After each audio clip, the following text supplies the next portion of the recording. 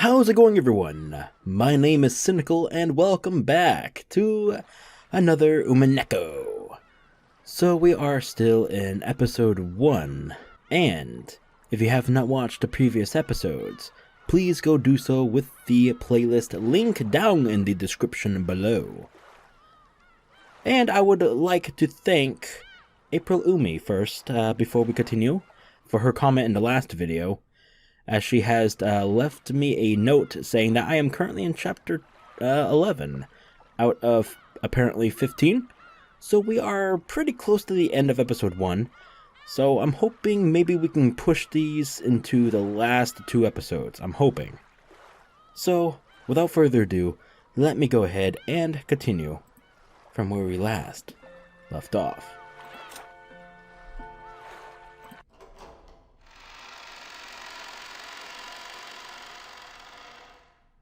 Alright, we should be good. Alright. I gotta double check and make sure I'm recording, because sometimes I fudge up. You guys wouldn't believe. Alright. Yes, I am. Let's go and do this. Lunch ended, and the servants removed the tableware and went to the kitchen. The wind and rain neither weakened nor strengthened, and the island remained cut off from the outside world. At first it seemed as though Natsui planned to stop anyone from taking a step outside the room. But when it came time to prepare lunch, she finally realized that this would be impossible. However, in order to avoid having anyone alone in the kitchen, she told the 3 servants to go together. Because of that, the servants were the first ones given the right to leave the stuffy parlor, which had been packed with 11 people. Since breakfast had immediately followed that terrible incident, preventing most of us from eating much, misread that. Everyone tore into their lunches in silence.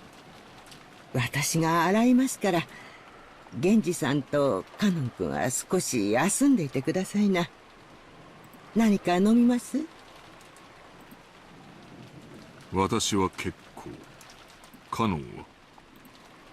僕も結構です。お二人とも早朝から大変だったでしょう？参ってしまうのも仕方ないことですよ。The only noise was that of Kumasawa washing the dishes, which resounded throughout the kitchen. Genji and Kanon sat in some chairs a short distance away, their eyes lightly closed. Just as Kumasawa had said, those 2 had probably built up a great deal of fatigue. But that didn't mean they could let it show in front of the relatives. Avoiding that was one of their virtues. After the silence had continued for some time, Kanon opened his mouth and muttered, sorry. どうしてあんなひどい死に方を。死に方のことは忘れなさい。ただ、運がなかっただけだ。そうですね。ただ、運がなかっただけです。They both fell silent once again. Kanon's expression was filled with grief. シャノンちゃんが死んじゃったなんて、未だに信じられませんよ。本当にかわいそうに。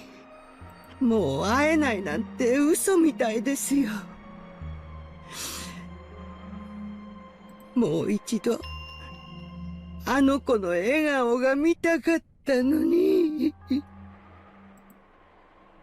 Kumasawa spoke with her back facing them.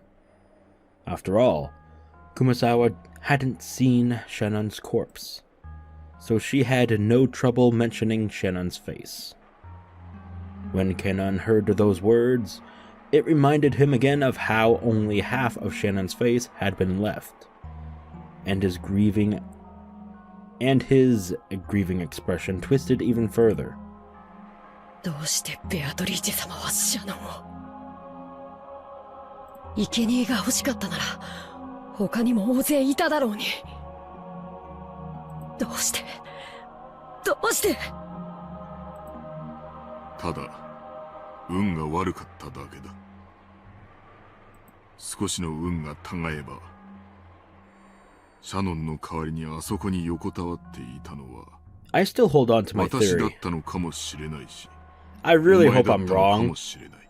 Oh my god, if you don't remember my theory in the last episode, when the reveal happened, I figured out and maybe made a link to the fact that Natsui had that charm on her doorknob, and so maybe the killer couldn't get in somehow because of that charm. So the next one in line after Natsui was probably Shannon, which is unfortunate.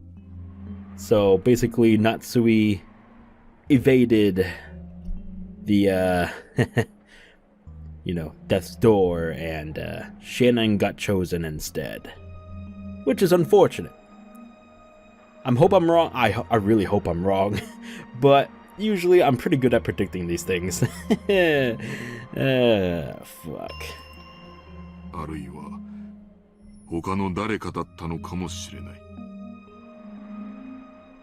すべては運命だ。源氏様、奥様の部屋の扉に血のような跡がついていたとおっしゃっていましたね。Oh my god, is he actually gonna fucking like link it as well? Oh, don't you dare. シャッターに書かれていたのと同じもので。Okay. 君の悪い跡だった。Right. まるで血のついた指でドアノブを引き抜こうとするかのような。They're gonna, yep. They're gonna make the same fucking link as I am, the same connection. 部屋、扉をかき破ろうとしたのか。Scratch. そんな君の悪い跡だった。Like a beast? Like, you know how those dogs and cats, like, sometimes scratch at the door wanting to get in or out? Huh. ベアトリーチェ様が奥様の部屋を訪れて。Huh. そして扉を開こうとしたけれど。Why am I so fucking good at predicting this shit? Why the fuck am I so damn good? I'm the master, baby! 開けなかった。Genji thought back to the time he had seen those traces of blood on the door to Natsui's room, with the substance sticking to the door around the doorknob, and the marks of something scratching against the door. It had definitely appeared as though someone had tried to open the door but couldn't. どうして奥様は生贄を免れたんだ。もし奥様が選ばれてたなら。Okay, that's... Oh, come on, man. That's a little harsh, don't you think? シャノンは死ななくて済んだのに。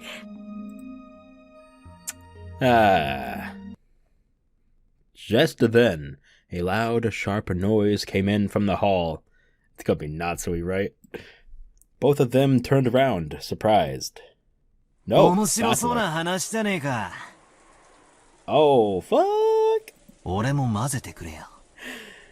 Ooh, boy. Before any of the servants realized it, Butler was standing in the doorway to the kitchen.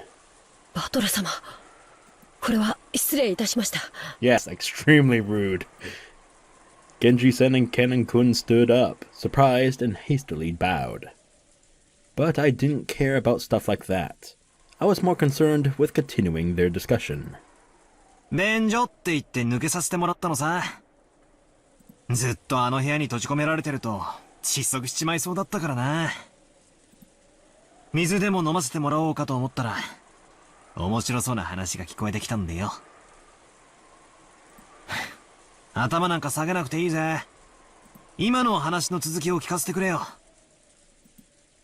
今のは別に。ちょいと前から話は聞かせてもらってるんだ。今さら隠すなよ。だから、ベアトリーチェってのは何者だ？ Oh, does he think they know? どうやら、おとぎ話の魔女ってだけじゃなさそうだな。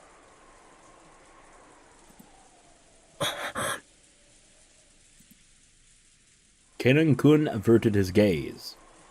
It was obvious that he didn't want to talk about this, which only made me want to ask even more. While making an effort to smile, I grabbed the collar of his shirt. 昨べまでなら俺は無関係さ。だがな、今朝からは違う。親父たちを殺された時点で、俺は立派な関係者だ。俺にも、そのうさんくさそうな話を聞かせてもらう資格があるはずだぜ。I glared into Cannon's eyes, as he continued to avert his gaze in apparent pain.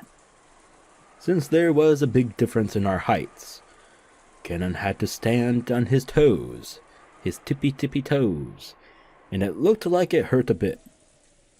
バトラさん、手を離してやってくださいな。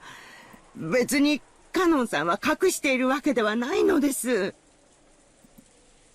じゃあ話してくれたっていいじゃねえか。仲間外れたら寂しいぜ。When I tried to further twist up his collar, Genji-sen cut between us and spoke. In his expression were faint traces that he'd made up his mind to do something. Apparently, he had no intention of hiding it. お話しすることはできます。ただ、バトラ様がお気を悪くなされるかもしれませんので、カノンは躊躇しているのです。躊躇なんて男らしくねえぜ。内緒にされる方が気持ち悪いさ。聞かせてくれよ。どうせ明日までできることはないんだ。多少はうさんくさい話の方が退屈も紛れるってもんだぜ。Genji-sen and Cannon-kun looked at each other, then nodded as though they decided to talk. わかりました。何でもお聞きください。お話しします。ああ。じゃあ聞くぜ。ベアトリーチェってのは一体何なんだ？俺が知ってる限りでは、ロケン島の森に住まう魔女ってことになってる。森に入ると危ないからってんで、ばあ様あたりが作り出した脅し話だって聞いてる。違うのか？いえ、違いません。その通りです。ベアトリーチェ様は、ロッケン島の森に住まわれる魔女であらせられます。バトラ様、にわかには信じられないでしょうが、ベアトリーチェ様は存在するのです。親方様に莫大な黄金を授け、長いことおそばにお仕えした実在する方なのです。はあ？よせやいよせやい。じい様の受け売りを言うのも給料のうちだってのか？ I laughed it off like it was a joke, but neither Genji-sen nor Kennen-kun laughed. Not even Kumasawa Ba-chan, who was avoiding my eyes, flustered as she started washing the dishes. So, unfortunately, I was the only one laughing. Painfully. Bitterly. なるほど。源氏さんが断るだけはあるぜ。こいつは確かに正気じゃ気を悪くする。つまり、ベアトリーチェっていう名の人物は実在するんだな。はい。親方様がこの島にお屋敷を構える以前からずっとお仕えしている方でございます。おそらく私よりも長くお仕えしているでしょう。なんてこった。桐江さんの仮説は外れたな。じいさまに、ベアトリーチェという名の腹心は実在したってわけだ。そいつは今、この島にいるんだな。はい。いらっしゃっていると思います。曖昧な言い方だな。ってことは、昨日今日そいつの顔を見たってわけじゃなさそうだな。はい。大変申し上げがたいのですが、Kennen-kun once again dropped his gaze, avoiding my eyes. なんだよ、そこで切るなよ。寸止めみたいで気持ち悪いぜ。I urged him on chokingly again. However, it looked like Kennen was still confused as to whether he should speak or not. Then, Kumasawa Bachan whispered.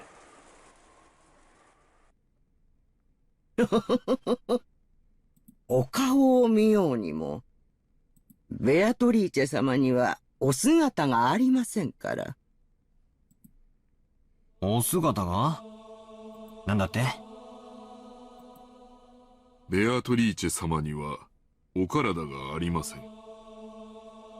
ですから、ベアトリーチェ様がお望みにならない限り、私ども凡庸ではお姿を見ることすら叶いません。ベアトリーチェ様が人の姿をされていた頃の絵が、あの肖像画のものなのだとか。そのお姿を懐かしみ、よく肖像画の前に佇まれているそうな。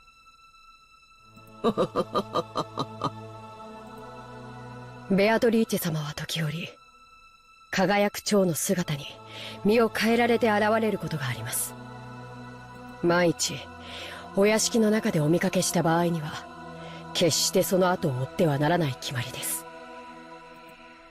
追えば不幸があると囁かれています。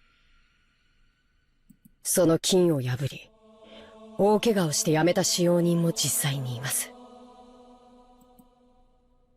おいおい、マジかよ。あんたら、本気でそんな話をしているのかよ。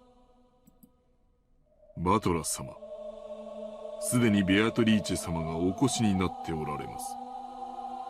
そのようなお言葉はよろしくないかと思われます。ベアトリーチェ様はご自身を冒涜される方を好みません。 Watch your profanity. その存在を疑えば必ずや不幸が降りかかるでしょう。 Oh, I'm sure. バトラさん、気持ちの悪いお話とお思いでしょ。ですがね、ベアトリーチェ様はいるんですよ。います。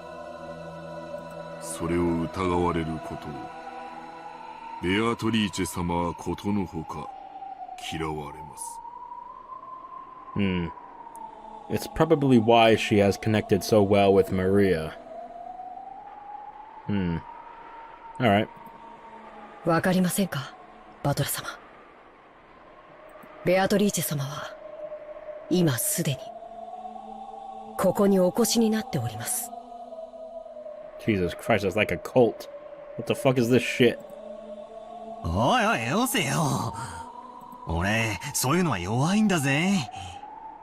脅しっこなしにしろい。However, there was no trace of a joke in the eyes of the three servants. On the surface, I laughed and tried to look unconcerned, but I was quickly starting to sober up. Their eyes were also sobering up fast. バトラさん、お願いですから、ベアトリーチェ様を冒涜することはおやめください。悪いことは申し上げません。Kumasawa Bachan, who was usually cheerful and would always tease people, now spoke with a totally serious face. いや、いるって言われてもよ。俺には何も見えないぜ。今、俺の隣にいるとでも言うのかよ。冗談よせやい。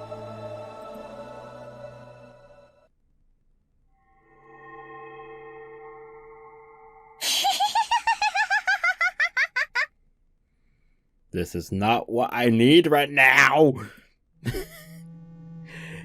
Just then, that unnerving laugh suddenly filled the kitchen. Oh God. Did you see that? She went through like 3 stages of fucking expressions. What the fuck? When I turned around, Maria was standing there by the entrance. But her expression and the feeling about her, her presence, felt exactly the same as the servants. 波長の合う合わないは生まれつきだよ。 Is she fucking possessing Maria? Is that what is happening? Oh my God. バトラは生まれつき波長が合わないタイプなんだよ。だから見えない。Okay, well, she's not referring to herself in the third person or whatnot, so I guess not. Awkward. Okay. 会えない。話せない。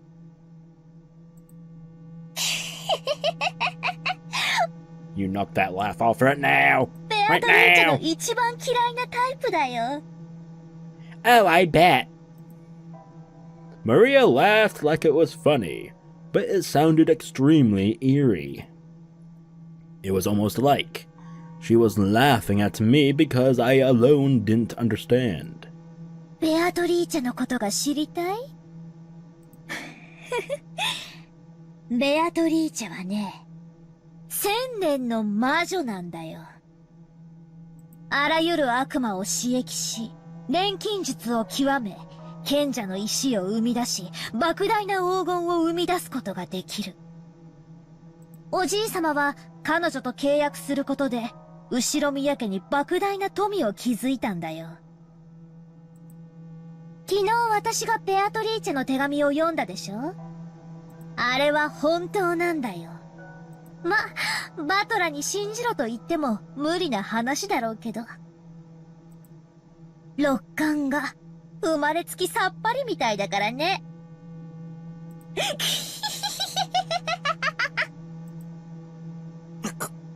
なんだよそれ。魔女？悪魔？そんなの誰に聞いたんだよ。ベアトリーチェ本人に聞いたんだよ。Would you stop it? Maria kept doing that unpleasant laugh and it's unnerving me. However, the servants who watched over this didn't even blink once. She heard it from that witch in the portrait adorning the entrance hall.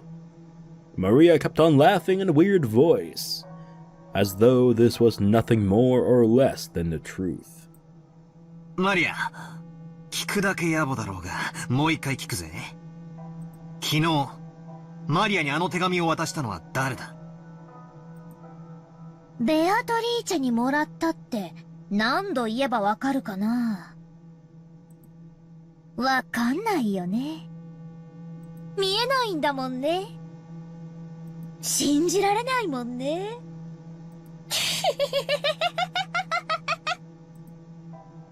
Just then, Maria's laughter suddenly stopped. バトラ、まだわかんない？ベアトリーチェ様がいるのが。いるって、どこにさ？だからベアトリーチェ様がここにいるのが。That's right. Now that I think about it, I've been feeling for a while now that the servants' eyes haven't been pointed in quite the right direction. Well, that doesn't sound right. I'd figured they were just staring absent-mindedly, but that wasn't the case. The four here, Genshi-san, Konan-kun, Kumasawa-san, and Maria. Everyone except me was looking at the spot, right behind me. Holding my breath so tightly, I slowly looked over my shoulder. Of course, there wasn't anyone there. I've known that the whole time. However, everyone in the room except me was focusing on that point, as if there was someone there. ベアトリーチェは1000年を生きた偉大な黄金の魔女。でも、波長の合う人間にしか自分の姿を見せられないし、話しかけられない。だからね、それがとても悲しいんだよ。だからバトラみたいな生まれつき魔法のセンスもかけらのない人に存在を否定されるのがものすごく嫌いなんだよ。Well, that's not their fault. I mean, they're just born that way. What the fuck? Stop getting pissed at me. What the fuck? バトラは幸運だよ。Oh, really? Am I? 昨日私にお守りをもらっていてよかったね。Oh? それを身につけていなかったら、今頃ベアトリーチェのどんな呪いが身に及んでいたか分かったものじゃない。I don't like the way you have your speaking tone there, little bitch. No, seriously, her fucking tone, I don't like it. Alright? I am not gonna go on my knees and start fucking thanking you for giving me this fucking charm thing, you fucking bitch. Who the fuck do you think you are? I can literally fucking start slapping your ass! Wait, what? 本当に幸運なんだよ、バトラは。Oh my god. I need help. Am I recording? Yes, I am. I pause sometimes, I'm sorry. What did I fucking say about that fucking wife? ああ、あのサソリのキーホルダーかよ。It's gonna sting ya. あれって安っぽい景品か何かだと思ってたんだが、ちとはご利益あったってことなのか？ Don't start knocking off on the fucking... Oh my god, okay. You know what? You get what you get, you little bitch. What? Oh my god. Don't do it. それがなかったら今頃、バトラがあの倉庫の中で Oh. 顔面を砕かれて生贄にされていたんだよ。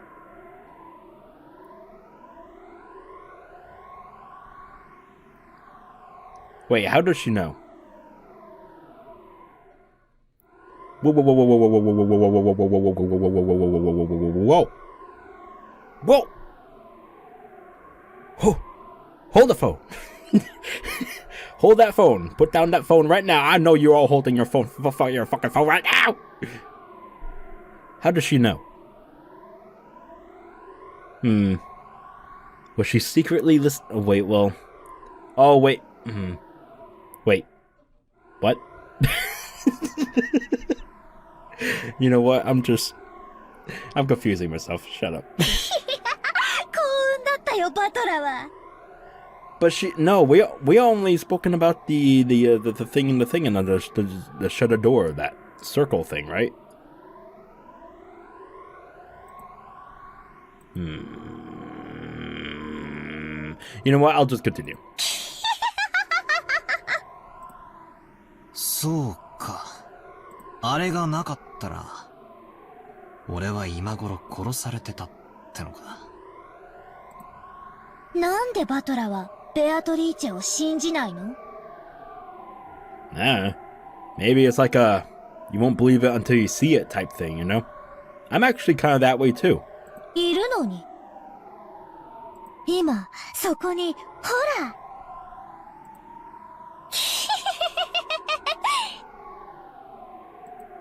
信じる気になったでしょ？信じなよ。マリアにお守りをもらったことを感謝しながら。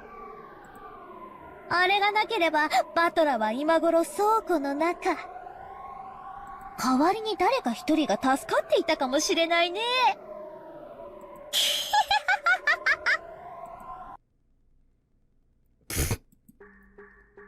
Right then I burst into laughter. Playing witches had been pretty fun up until a second ago, but unfortunately that last one seemed to be too much for me to gloss over.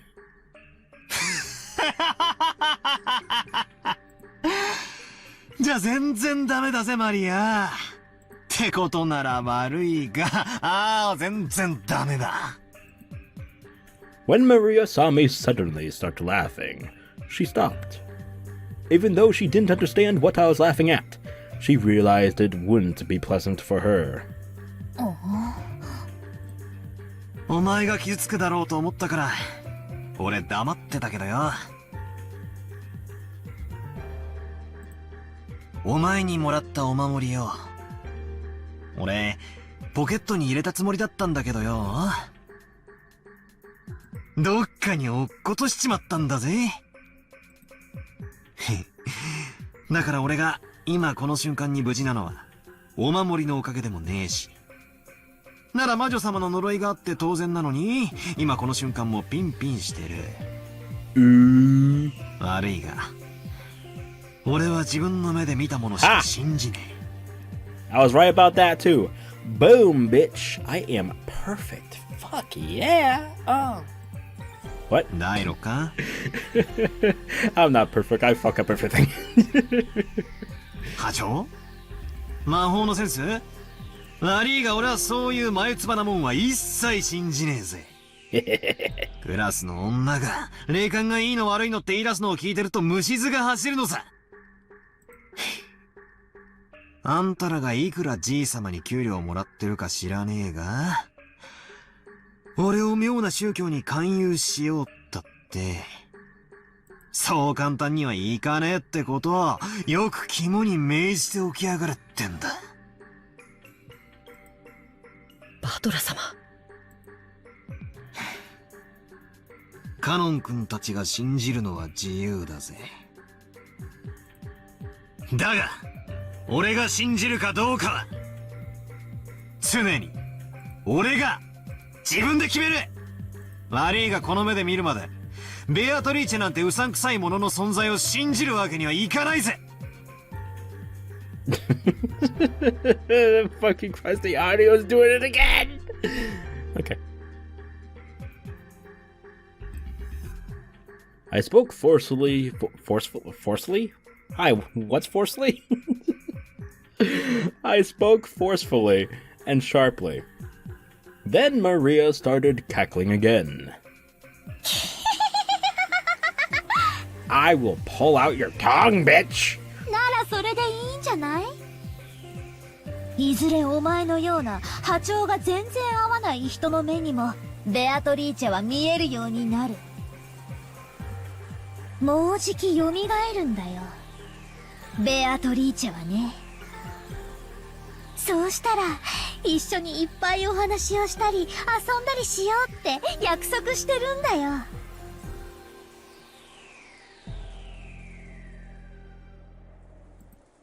疑う必要も無理に信じる必要も全くない。現れるんだよ、もうじきね。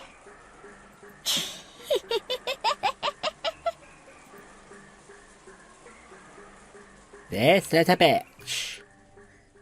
Alright. I didn't want this war, but you started it, bitch. It's on like Donkey Kong. After a meal, some people tend to head to the bathroom, while others prefer to relax for a bit. It seemed that several people had left the parlor, just like I did when I went to the kitchen to drink some water. In the end, Aunt Natsui reluctantly retracted her order that everyone remain packed into the parlor, on the condition that no one headed out on their own or strayed too far. In any case, if 11 people are shut up in this same room starting early in the morning, the air will start to stagnate. Also, quite some time had passed, so everyone was starting to recover from the shock of that morning, and their sense of danger might have been weakening too. However, it was a certain fact that 6 people had been killed inside this mansion, so no one was completely negligent. So whenever they went out into the hallway for a breath of fresh air, trying to act tough, they would quickly get scared of standing there, isolated, and would eventually return to the parlor. I guess it's like the north wind and the sun. If you force someone to stay shut in, they'll resist. But if you tell them to do whatever they want, they'll come back obediently. Perfect example. That's actually a really freaking good example. Yeah. People really do like not doing. What the fuck did I just say? People really do like not doing what they're told. Okay. I was having a relapse. What? When the servants finished cleaning up the meal, they returned obediently to the parlor, just as Aunt Natsui had told them to, and sat on a sofa near the entrance, patiently awaiting orders. Maria, almost as though she had suddenly finished playing witches, had returned to the pure Maria I knew well, saying ooh ooh. What in the world happened back there? I hadn't felt even an I can't speak. I hadn't felt even an atom of the presence of this person called Beatrice. Beatrice! Beatrice, please help! Who was supposedly standing behind me, invisible. However, it felt like I'd glimpsed a little of that presence inside Maria. 確かに、マリアちゃんは魔女とかの話になると人が変わるね。昨日、海岸でバトラ君も見たでしょ。Oh yeah. サソリのキーホルダーの時か？いや、あんな機嫌を損ねるみたいな感じじゃなくてよ。Oh no, okay. Yeah. まるでその、二重人格みたいな感じで。You know, like earlier with the whole, you know, shutter door symbol, circle, magic circle thing. Remember that? She like flipped. ああ、たまにそういうこともあるな。さっきマリアが魔法陣の話を始めた時みたいなやつ、たまーにあるぜ。気持ち悪いけどな。Apparently, Jessica had spotted that Maria a few times. I just happened to catch it at a bad moment, and was pretty freaked out seeing it for the first time. あれってのは何なんだ？マリアは二重人格か何かなのか？ Maybe.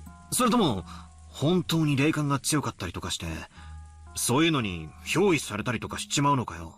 Oh my god. そういうのじゃないと思うよ。バトラ君にも経験ない？小さい頃、自分以外の誰かになりたかったなんてこと。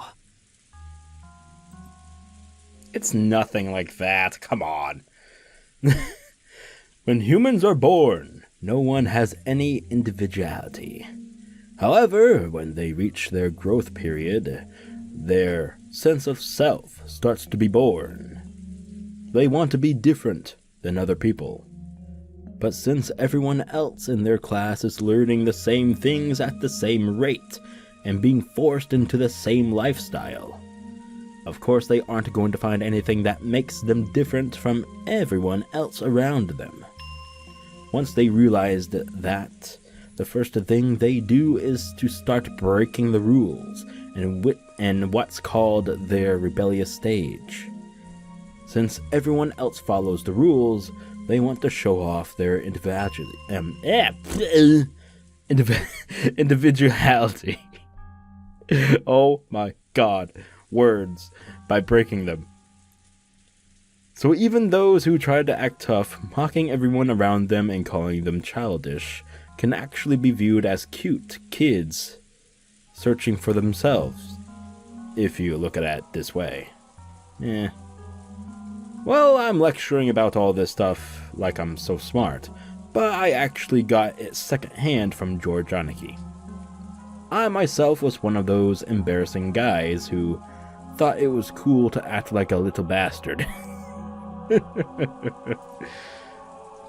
Well, that was when I was at the age where you try to show off for the opposite sex.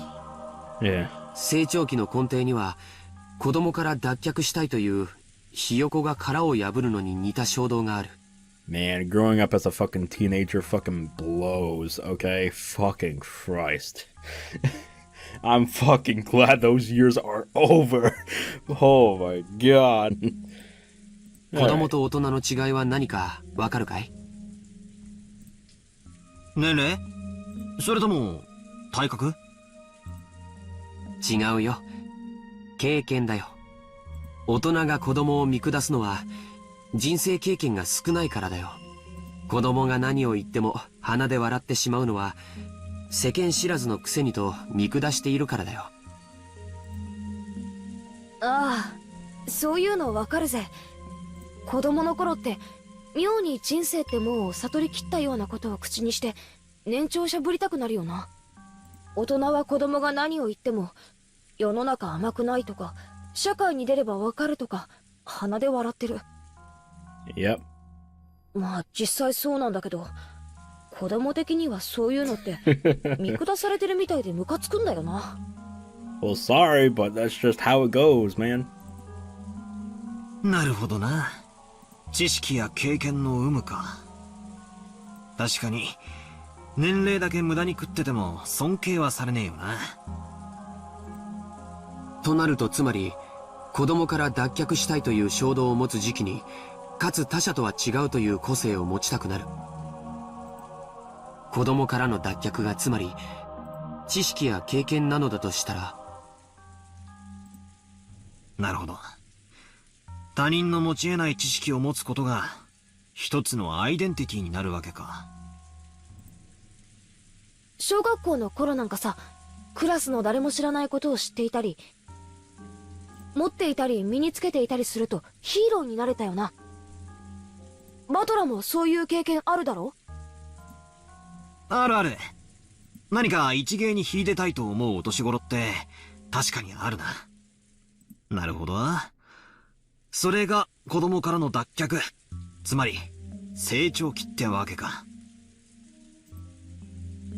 健全な意味での成長期はそうして没個性を脱却するために人が持たない知識やスキルを身につけることを促す。これは社会学的にも面白いことだよ。人が没個性を嫌うために人と違う技術を身につけようとする。これにより社会は幅広い技術を獲得して立脚する。神々の高度なプログラミングに驚かされるね。まあ個性がネガティブに働くこともあるぜ。クラスみんなが真剣に勉強してるから俺だけはサボって目立とうとかよ。Okay, that last bit really was true about me. It's only recently that I've been able to thank the middle school teacher who slapped me after school. What the fuck? でもな、誰も飛べない飛び箱を飛んでやりたいとか、成績のいい連中を周回遅れにさせてやるぜってマラソンで全力疾走とか、そういう気持ちはあったな。勉強はダメだったから少なくとも運動では見返してやるぜって根性はあった。うん、なるほど。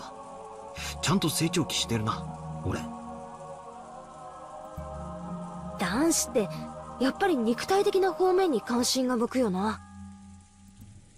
でもよ、同じ時期に女子は精神的な面に向きやすいんだよ。バトラのクラスの女子にも占いとか霊感とかそんなこと言ってる女子連中のグループがあったりしただろ？あったあった。人の星座とか血液型とか聞いてきて、やっぱりクスクスとか笑われると大いにムカついたもんだぜ。 Why are you grinning? どこのクラスに行っても女子は占いが好きだし、決まって霊感に強いだの弱いだの、感受性がどうこう、見えないものが見えちまうだの、そういう手合いが必ずいたもんだぜ。占いも霊感も学校では教えないものだからね。男の子と違い内向的な世界に関心を持ちやすい女の子にとって、それはアイデンティティを確立しやすくて、かつ興味深いジャンルなんだよ。男子が成長期に入ると急に悪ぶったりして大人に反抗を始めるのと全く同じに、女子も成長期に入るとそういうのに興味が出るようになるんだよ。私はそうでもなかったけどさ。うん。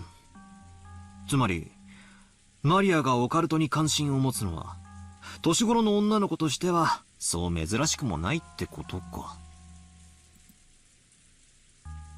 Even if we accept that, I wonder if it explains that creepy dual personality thing. Actually, I think I probably could accept that explanation, more or less.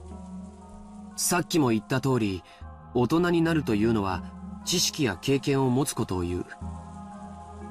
だから、それを得るために子供たちはいろいろなことを学んで子供を脱却しなければならないんだけど、子供の世界に今も昔もはびこっているある便利な妄想があるんだよ。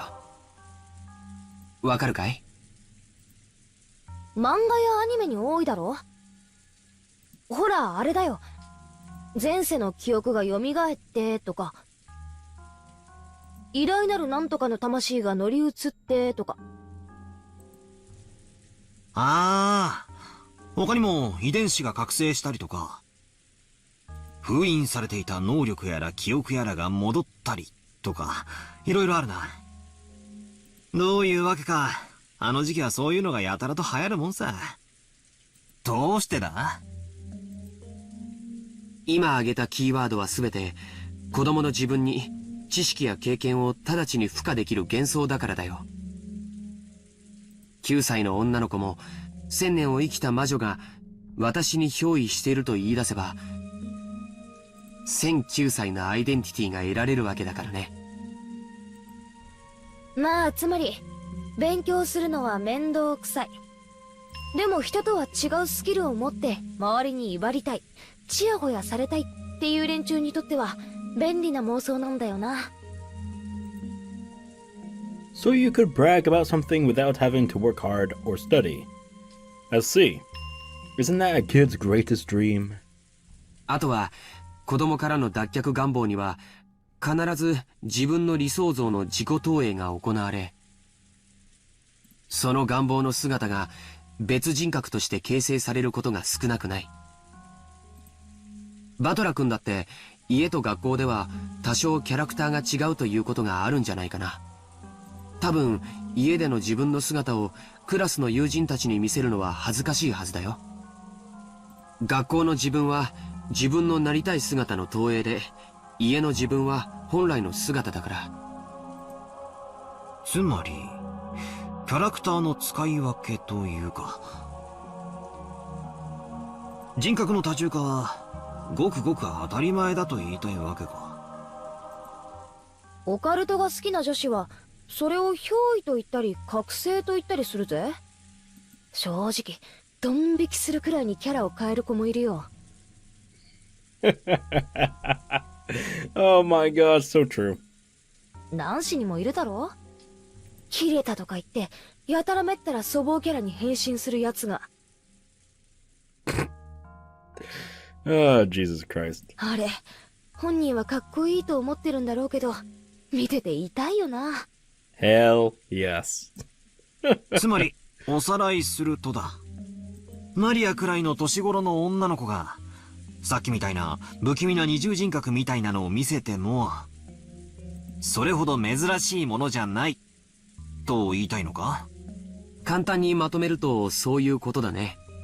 アイデンティティは自己を形成するための大切なもの。それをバカにしたりするとかえってその殻に閉じこもってしまうこともある。だからほどほどに付き合ってあげるのが大切なんだよ。それを丸ごと受け入れてあげるのが親の包容力というものなんだけどね。兄貴、それで独身って信じられねえぜ。Oh, come on, not now. He was sort of engaged for I don't know, an hour. Fuck. Come on. もう子供が中学くらいに上がってそうな貫禄さ。じゃあ、ローザおばさんも、あのマリアの二重人格についてはよく知っていたのかな？知ってたぜ。ここだけの話、ローザおばさんはすっごく嫌がってた。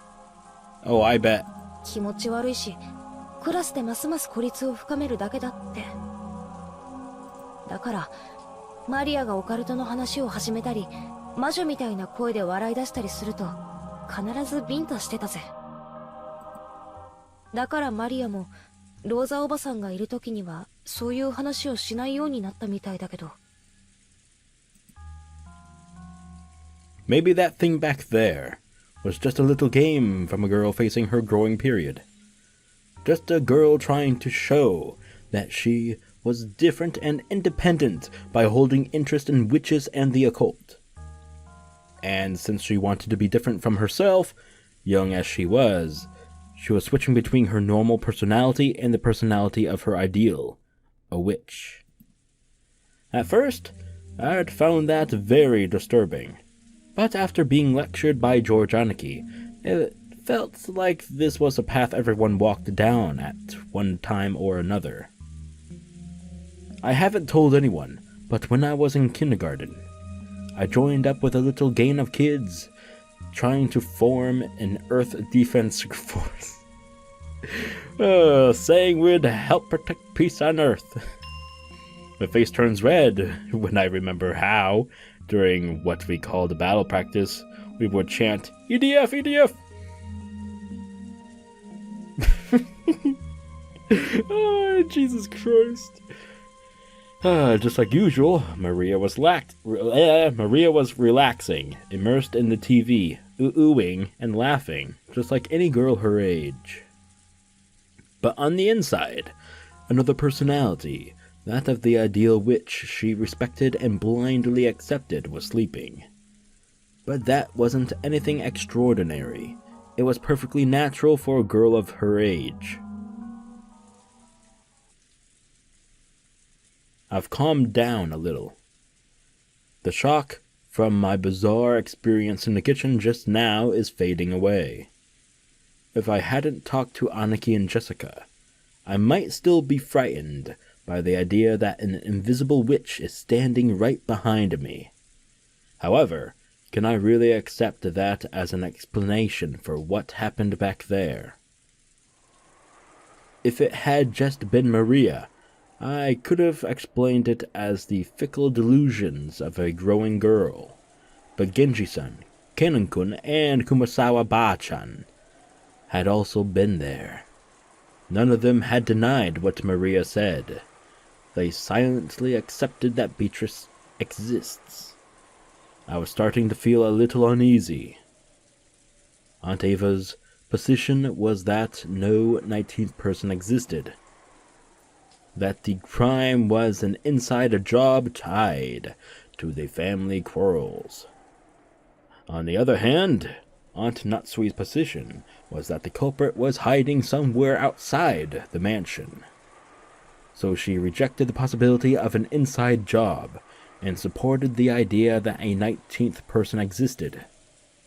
And in the kitchen, Maria and the servants had also supported the idea of a 19th person. But, according to them, this 19th person isn't human. They said it was an invisible witch carrying out some mysterious plan. Is there a 19th person or not? And is the culprit human or witch?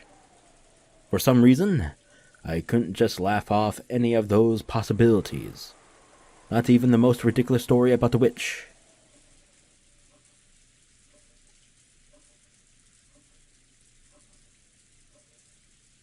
Jessica, ベアトリーチェの話ってのは、俺の認識では森に子供たちが迷い込まないようにってんで作った大人の脅し話だってことになってんだが、この屋敷じゃ違うのか？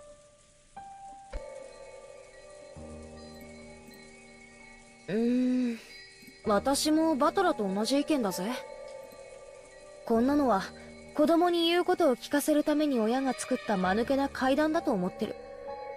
でもそうだと口にはできない空気が屋敷内にあることは否めないな。おじい様がベアトリーチェは存在すると公言されているからね。使用人たちは立場上それを疑えないし、クラウスおじさんたちもおじい様と喧嘩がしたいわけもないから、表向きは口を揃えてる。だから多分このお屋敷ではベアトリーチェの存在を疑うことはある種のタブーだと思うんだよ。年に一度しか来ない僕たちと違ってね。そうでしょ。Jessica took a deep breath in admiration. It looked like Aniki had guessed right. ジョージ兄さんの言う通りだぜ。みんな腹の中じゃ信じてるわけじゃない。でも表向きはその存在を認めてる。ほら、神様の存在を認めるようなそんな雰囲気だよ。実際にはいないことを知ってても、それを口に出して否定したら野暮みたいな空気だな。使用人たちの間ではどういうことになってんだ。やっぱり雇い主のじい様がいるって言ってんだから、それに口調を合わせてるわけか。さあ、詳しくはわからないけど、使用人たちの間ではベアトリーチェの話はある種の怪談扱いになってるよ。ほら、昨日海岸でシャノンが話してくれたろ。夜見回りをしている時、不気味な何かを見かけたとか、そういう話。She did say something like that, didn't she? Back then I thought that she was just being really nice to help improve Maria's mood. But it felt like she was serious when she said it. That's right. She definitely said it. She definitely said the same kind of thing that Genji and the rest had all unanimously declared back in the kitchen. 他にも鬼火や輝く蝶々が舞っているのを見たという使用人も、カノン君もそれらしいものを以前夜の見回りの時に見たことがあると言ってました。あと最近ではお屋敷の中で深夜に不思議な足音をよく聞くと使用人の間で話題です。私たちは肖像画の中のベアトリーチェ様が姿を消してお屋敷の中を散歩しているんだろうと囁き合ってるんですよ。ずいぶん前ですが、私もそうかもしれない足音を夜の見回りの時に聞いたことがあります。That's right. She definitely said it. Exactly the same thing that I had been told just now. でも怯えることはないんですよ。ベアトリーチェ様は親方様とは異なるもう一人のお屋敷の主です。だから変に怯えたりしないで敬意を持っていれば決して悪いことはしないのだそうです。ただし敬意を持たないと恐ろしいんだったね。はい。私が勤めを始める直前に階段を転がり落ちて腰に大怪我をして辞めた方はベアトリーチェ様のことを悪く言っていたそうです。だから使用人たちはベアトリーチェ様のお怒りに触れたのだろうと噂し合ったそうです。敬わないとお怒りに触れて怪我をする。つまり使用人たちにとってベアトリーチェって存在は、お稲荷さんにいたずらしたらお狐様のたたりがあるってくらいには信憑性があるわけだ。Of course, even though everybody accepts that curses and the like don't exist in the modern era, people are still afraid and still have a little respect for them. You often see it when, in a residential area, someone is building a house and they call a Shinto priest for a ceremony to honor the god of that plot of land. You might think that was just a big waste of time and money, but it is said that if the workers don't do that, a big accident will occur, so they never neglect to do it. You also hear about how, if an Inari shrine is carelessly removed during a town pre-planning, there'd be a curse by Kitsune-sama. I think I might have read somewhere that when the occupying forces were trying to expand an airport, they tried to remove an Inari sun that was in the way. Why you do this shit? And the workers kept getting struck down by mysterious fevers. Well, there you go. Even in modern cities like Tokyo, it wasn't rare to see modern buildings packed all around an old Inari shrine, leaving the shrine itself untouched. And this wasn't limited to Japan. It's probably similar to how foreigners baptize babies. If I remember right by Christian doctrine, if unbaptized souls have even the slightest amount of sin, they will still go to hell. Putting water on a child's forehead doesn't do anything but make them cry. But if by doing just that, parents can prevent their children from going to hell, they will happily go through with that ceremony. In short, even in this modern society of reason, we were still unable to throw away every trace of belief and fear. You could even say that we accept certain sorts of supernatural things, though in a passive way. Maybe the only difference on this island is that Beatrice is the object of that worship.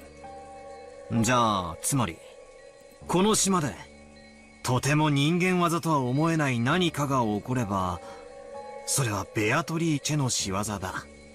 となるわけか。シャノンちゃんも言ってた気がするな。ちゃんと閉めたはずの窓や扉や鍵が、もう一度見回りに来たら開いていたとか。消したはずの明かりがついていたり、つけたはずの明かりが消えていたりとか。んで、確かジェシカは、朝出かけようとしたら、カバンが見つからないのもベアトリーチェの仕業だってふざけてたんだよな。よく覚えてるな。普通なら妖精さんが隠したとでも言うところが、この島ではベアトリーチェがになるってだけの話だぜ。ま、そんなくだらない話さ。このお屋敷も築30年くらいになるそうだからね。それだけになれば多少の怪談やオカルトは生まれてくるものだよ。30 years? 30 years? I don't know, man. That's too soon. Nah. It's not natural. No. 学校の七不思議なんかのようにね。そこで、チェス盤をひっくり返すぜ。え？つまり、この島では人間にはできないことはベアトリーチェの仕業と置き換えることができるルールがあるってわけだ。人間にはできないこと。人間は何人だ？ 18 人だ。つまり犯人はこの島のルールにのっとってこの事件は魔女の仕業だとアピールしてることになる。つまりそれは19人目の仕業ですよと訴えたくて仕方がないわけだ。気に入らねえぜ。全然気に入らねえ。気に入らないって何がだよ。仮に不可視の19人目が存在してそいつが自分の存在をアピールしたいなら俺ならもっと完璧なタイミングでやるぜ。完璧なタイミングでってのはどういう意味だい？ああ。だって事件は深夜から未明にかけて起こったのは深夜まで話し合いをしてたり、夜勤をしてたり、あるいは部屋に帰って寝ていたり。どいつもこいつもアリバイがあやふやで、十分内部犯行が疑える段階だ。ジョージの兄貴もエヴァおばさんに聞かされてるんだろ？内部犯行の可能性が高いって話。まあね。つまり不可視の19人目が実在したなら、最初の事件は自分のアピールに失敗してるんだ。いや、そもそも時間帯がミステイクだ。不可視の19人目をアピールするためには、死んだ6人以外の12人が全員白であることが確定している状況下で行われなければならない。疑わしい人間がゼロにならなきゃ自分の存在をアピールできないんだよ。だから全員のアリバイが一番あやふやになる深夜の時間帯は、19人目にとって自分が一番あやふやになる時間帯でもあるにもかかわらず、その時間を選んでそんな時間に犯行を起こせば18人の誰かが疑われるのは明白。Sorry about that, everyone. I'm just gonna go back so he has his lines and you can all pause and read if you didn't catch what he said at the last line there. And yet the culprit chose to commit the crime at that time. Okay. My fingers... It just has a mind of its own. I'm so sorry. にもかかわらず、マリアに手紙を渡して魔女を名乗り、誰もが自分でないと否定している。つまりベアトリーチェという19人目がいるように見せかけたい人間が18人の中にいると、こう言いたいのかよ。なんだかぶっ飛んだ発想だな。まだお袋の屋敷の外に不審者が潜んでいるって話の方が信憑性があるってもんだぜ。Well, then I hope they like just waiting out in the forest in the rain and the wind. What other shelter is there besides the guest house and the mansion here? まさかバトラはこの客間の中に犯人がいると疑っているのかよ。ああ、何者かが俺たちにベアトリーチェが存在すると認めさせようとしている。If I were in that room, I would immediately just fucking straight out fucking turn my head to Maria. Because who the fuck else besides her wants us to believe that Beatrice exists? Anyone? Anyone? And she's just a kid. Who's gonna fucking suspect a kid? I mean, come on. そうさ。昨夜のあの手紙からもう事件は始まっていたんだ。証拠も根拠も何もねえけどな。鉄板を逆さにした限りじゃ、俺の見立てはこんなところだ。And no, I was not suspecting Maria. Alright? It's just my 2 cents, alright? 飛びまくってるにも程があるぜ。妙な推理小説の読みすぎじゃねえのかよ。でも無視できない着眼点もあるね。19人目がいるかいないかは別にしても、その犯人は確実にこの島のルールにのっとって何かを仕掛けてきている。僕はね、今バトラ君の話を聞いていて、少しだけ気持ち悪いことを思い出してたんだよ。Oh? What is it? What? 気持ち悪いことって？ Oh, what is it? 覚えてるかい？ベアトリーチェの手紙。ベアトリーチェは利子の回収を行うと言っていたね。そして利子とは後宮家のすべてだと言った。Jessica and I thought back on what Maria had read aloud in the previous night. 言ってたぜ。確かに言ってた。そして利子の回収をこれから行うが、黄金の謎を解いたらその権利を失うとも言ってたよな。おじい様は黄金を授かり、後宮家を再興した。つまり、黄金を資本に生み出したもの全てが利子だって、ベアトリーチェは言っている。つまり、冗談きついぜ、兄貴。まさか、後宮家の全て。つまり、じい様が生み出したもの全てってことは、じい様から血を分けた一族のことを指すってのかよ。あの手紙をそう読み解いたなら、この殺人は、ベアトリーチェが行った正当な利子の回収ということになる。となれば、この事件はまだ続くよ。利子の回収は、まだ途中なんだからね。George turned around, looking over the parlor. There were still many people who held the name Ushiromiya. And because Goda-san and Shannon-chan had been killed, we knew that not even the servants were safe, despite lacking the Ushiromiya name. 私たち全員を殺すつもりかよ。でもおかしいよ、ジョージ兄さん。ならどうして6人だけ？ Well, think back to the epitaph, the first twilight. The chosen 6 are offered to the key or something like that. I don't remember the whole thing. 他に大勢 Exactly 殺せたはず。But I'm pretty sure they're gonna say it right about now. 下手をすれば寝込みを襲って全員を一晩で殺すことも可能だったはず。どうしてそれをしなかったの？ Are they gonna mention it? I don't know. 特別条項だよ。Special 黄 clause. 金の謎を暴く者が現れたら、利子の権利は失われる。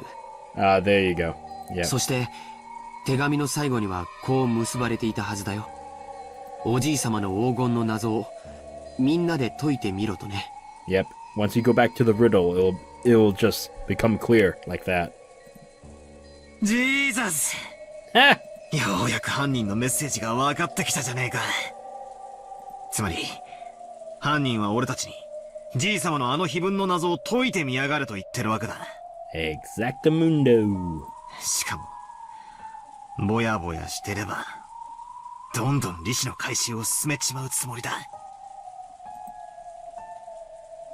I realize this is all based on several guesses that are way out there. But not everything that happens in this world fits together in a perfect line. Most of the events we don't understand are only individual points. By fitting them into a straight line, we're beginning to understand.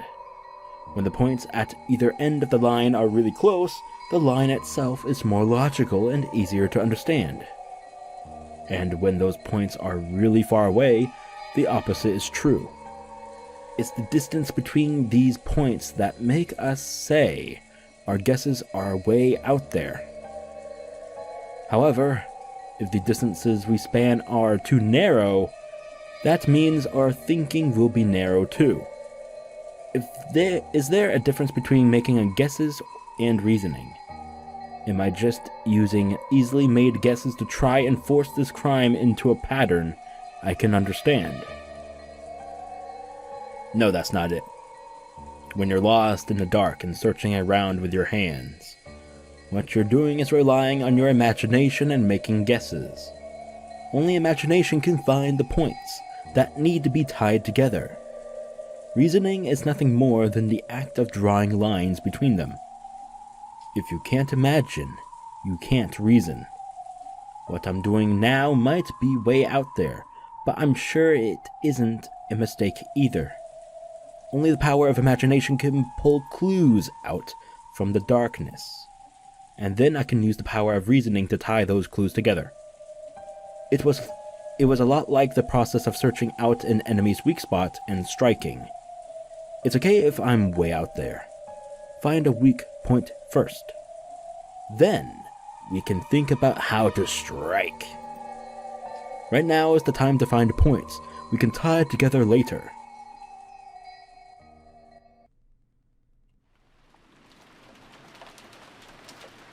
Oh, Rose Garden.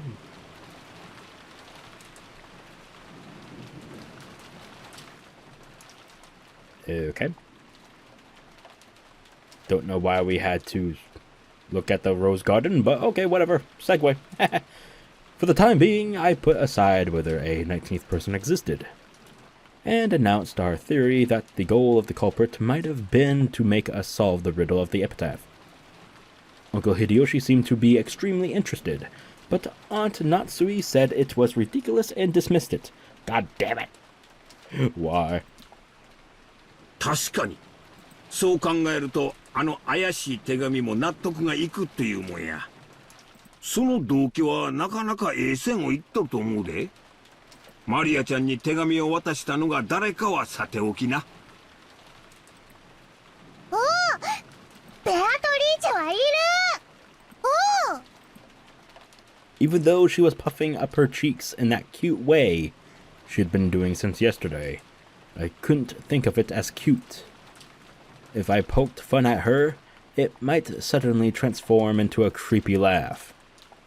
隠し黄金など存在しません。ですが、その存在を妄信する犯人がお父様の黄金を目当てで、それを私たちに解かせて横領を企んでいるという動機は、なるほどとうなずけるものがあります。しかし、ならばなぜ後宮家の主要な人物ばかりを最初に殺したのです？道理ですな。謎を解かせるなら金蔵さんに近しい人物を先に殺すことは得策ではないはずです。そうね。それにその論法で行くんだったら最初にお父様を脅迫した方が早くない？私たちに謎を解かせるよりも本人に答えを聞いた方が早いはずよ。確かにその通りや。もっともお父さんが並大抵の脅迫で口を割るとは思えんが。金蔵さんをよく知る方なら金蔵さんが並大抵の脅しには屈しないことをよく存じているでしょう。これだけの財産を持つ後宮家を背負われる方です。今日まで様々な攻撃や脅迫にさらされてきました。それら全てに打ち勝ってきたからこそ今日の繁栄があるのです。それに関しては私も同感だぜ。うちのじい様が脅されて何かに従うなんてちょっと想像もつかないぜ。ジェシカ、言葉遣いがはしたないです。Even in a crisis like this. Jessica, watch your language. Watch your profanity. Nah. はい。That's right. なら、こういう発想はどうだろう。いや、これもぶっ飛んでるか。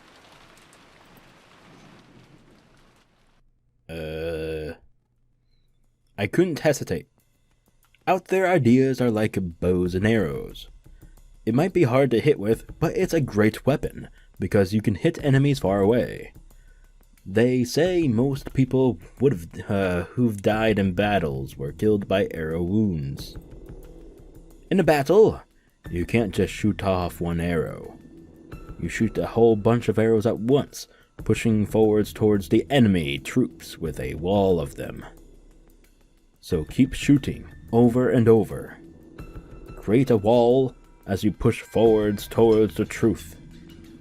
犯人が隠された黄金が狙いってんなら、俺たちに解かせるのは効率が悪い。謎を作った本人に答えを聞く方が手っ取り早いさ。じゃあさ、これはつまり、すべてじい様に当てたメッセージってことじゃないのか。In other words, these murders were a threat made against grandfather. If he didn't tell the culprit where the gold was, his family members would be killed off one by one. What if we weren't the only ones being forced to solve this riddle? What if grandfather was too? If you think about it that way, it explains grandfather's mysterious disappearance. If the culprit has already attacked grandfather, then judging by the state of 6 corpses were left in, he should have been left on display somewhere with that horrible makeup added. What the fuck did I just read? But despite that, we still haven't found him. So does that mean grandfather has been kidnapped and is being held somewhere? そんな、まさかそんな。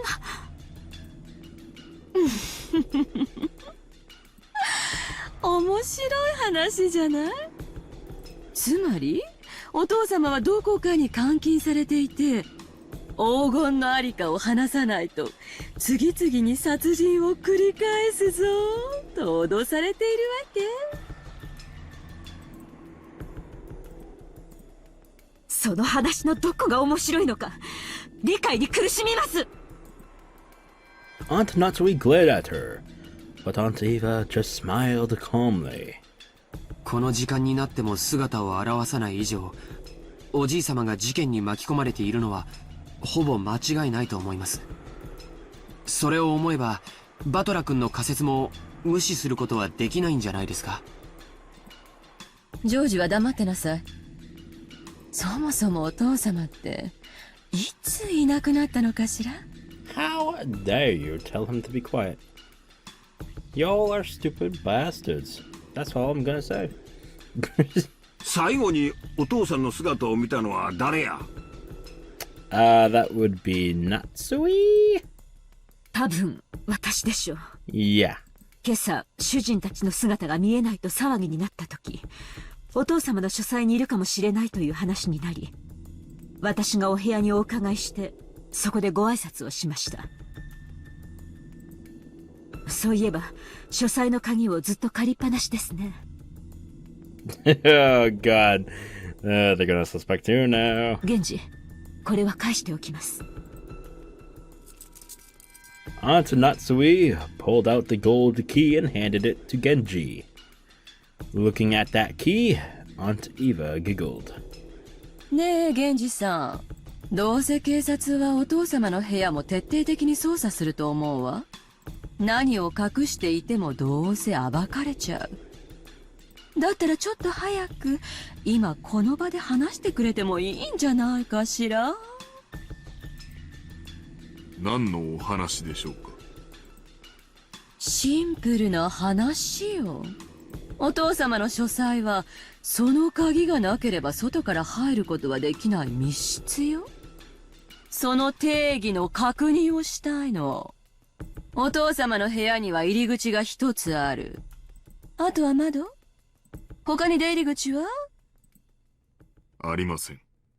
中に入るには入り口しかありません。間違いなくね。秘密の隠し扉なんかがあったりはしないのね。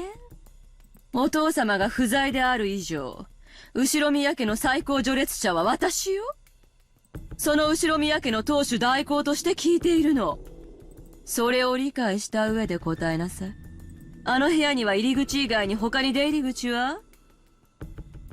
お父様の最高の側近だったあなたは知っているはずよ。Aunt Natsui looked a little offended at the part about the highest ranked family member, but she kept her mouth closed for the time being and waited for Genji's answer. I couldn't help but feel a little uncomfortable. Why was she going on and on about hidden doors? カノン君も熊沢さんも知ってるなら教えてくれない？あるならあるって言ってくれた方がいいの。Oh, god damn it, I hate myself. Unfortunately, I forgot to unpause the recording. Well, I accidentally went ahead a little bit. Just one line. Otherwise, a certain person might be driven into a corner in the second part. But yeah, there you go. I hate myself sometimes. I just really do hate myself sometimes. I'm so sorry. Okay. 隠し扉があると仮定されたら、私の話はすべて水の泡。Oh my god, it just hurts to listen. God, I hate the way she speaks. I know, I mean no offense entirely, but still, it's just nails on the chalkboard. Aunt Ava didn't specify which person was about to be driven into a corner, but following the flow of the conversation, I had to feel that she was referring to Aunt Natsui. 母さん、何の話？ジョージは少し黙ってなさい。Don't you fucking dare!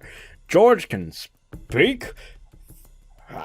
Whatever the fuck he wants, you fucking bitch! Okay, what? どうなの？源氏さん、カノン君、そして熊沢さん。隠し扉はあるの？ないの？源氏さんはお父様が書斎を改造した時、施工業者の監督をしていたはず。知らないとは言わせないわよ。そのようなものは親方様の書斎にはありません。間違いなく片翼のわしを許されたカノン君。はい、間違いなく親方様の書斎に隠し扉などありません。熊沢さんは？いえ、私も聞いたことがありませんよ。お父様と親交の深い南條先生は？私もそんなものは聞いたことがありませんな。結構。じゃあいい？話を始めるわよ。とってもシンプルな話なの。Everyone tilted their head doubtfully, wondering what Aunt Eva was starting to talk about so proudly. Aunt Eva laughed triumphantly, as though she were about to reveal a secret only she knew. お父様を最後に目撃したのは夏日姉さんよね。詳しい時間は忘れちゃったけど、今朝の9時前くらいのことだと思ったわ。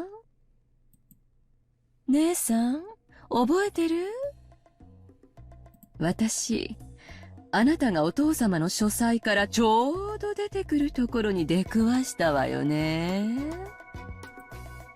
ええ、覚えています。それが何だというのですか？そして、次に姉さんがお父様の書斎を訪れたのは？ By the way, I really like the soundtrack, especially this song right here.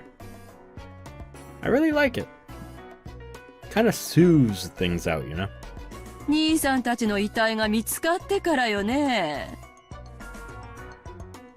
それを報告しに書斎に上がり、そこで私と一緒に不在を確認したわ。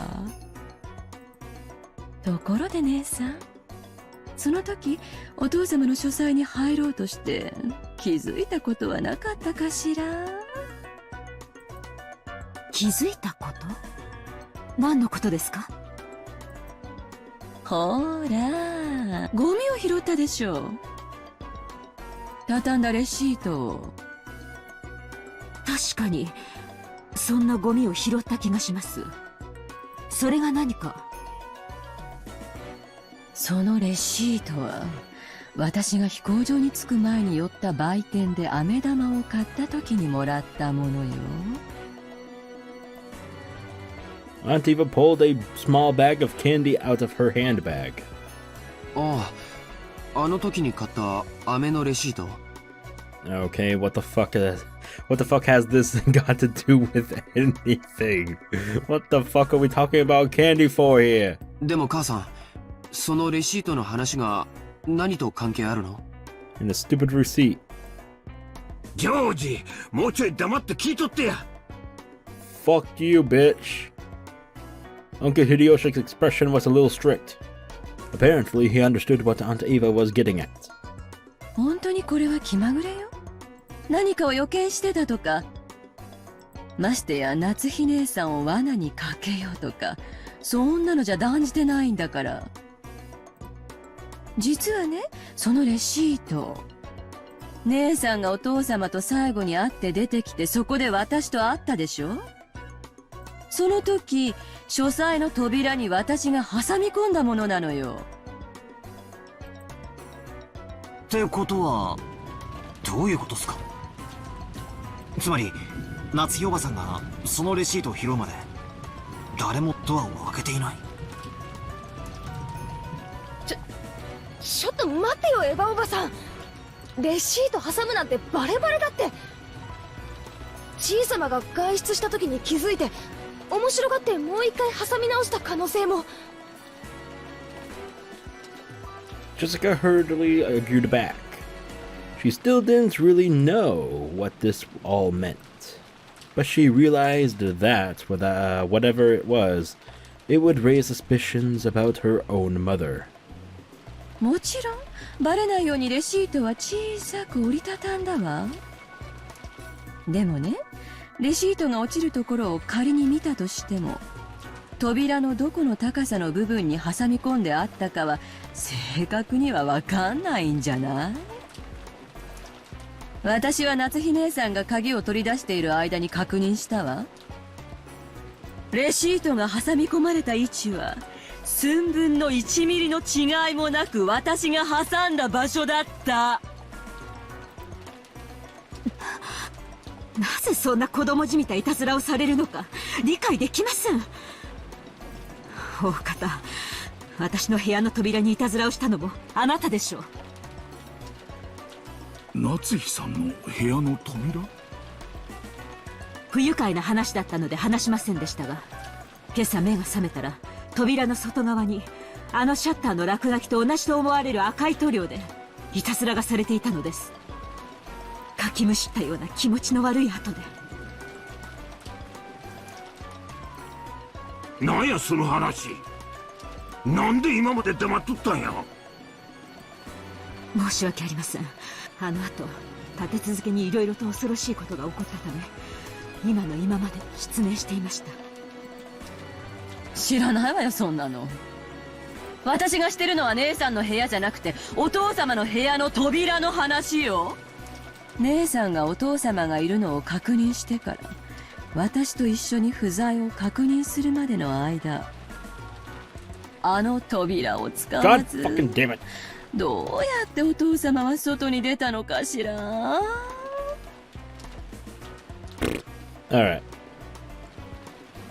Pause and read if you didn't get the chance to read it yourselves, and here we go. Boink.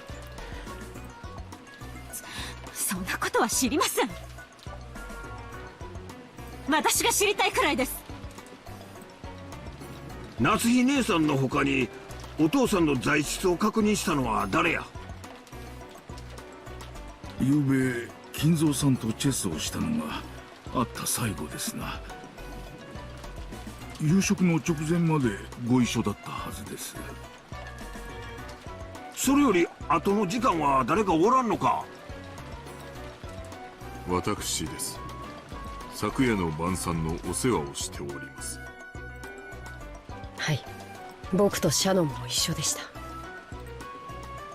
ここまでは間違いなくお父さんも部屋にいたやろな。だがな、夏日姉さん、不在だった書斎は窓も扉も全て閉め切られた状態だったそうやないか。なのに夏日さんは今朝お父さんに会って話をした言うと。私には皆さんが何を険悪になってるのか分かりません。どなたか説明してくださいますかな。父さんと母さんは夏日おばさんが今朝おじい様に会ったというのは嘘だと言っているのかい？嘘なんかつくもんかよ。母さんは潔白だぜ。なんで嘘なんかつくんだよ。ジェシカ、言葉遣いを直しなさいといつも言っています。 All at once, the whole room was in an uproar. Aunt Eva and Aunt Natsui confronted each other across the parlor table, with George confronting Jessica. What the heck's going on? 複数の人間の目撃があるのは昨晩までよ。でも今朝以降お父様の姿を見たと称するのは夏日姉さんただ一人。そして私の挟んだレシートが物語る奇妙な事実。さあこの点と点はどうやれば結べるのかしら。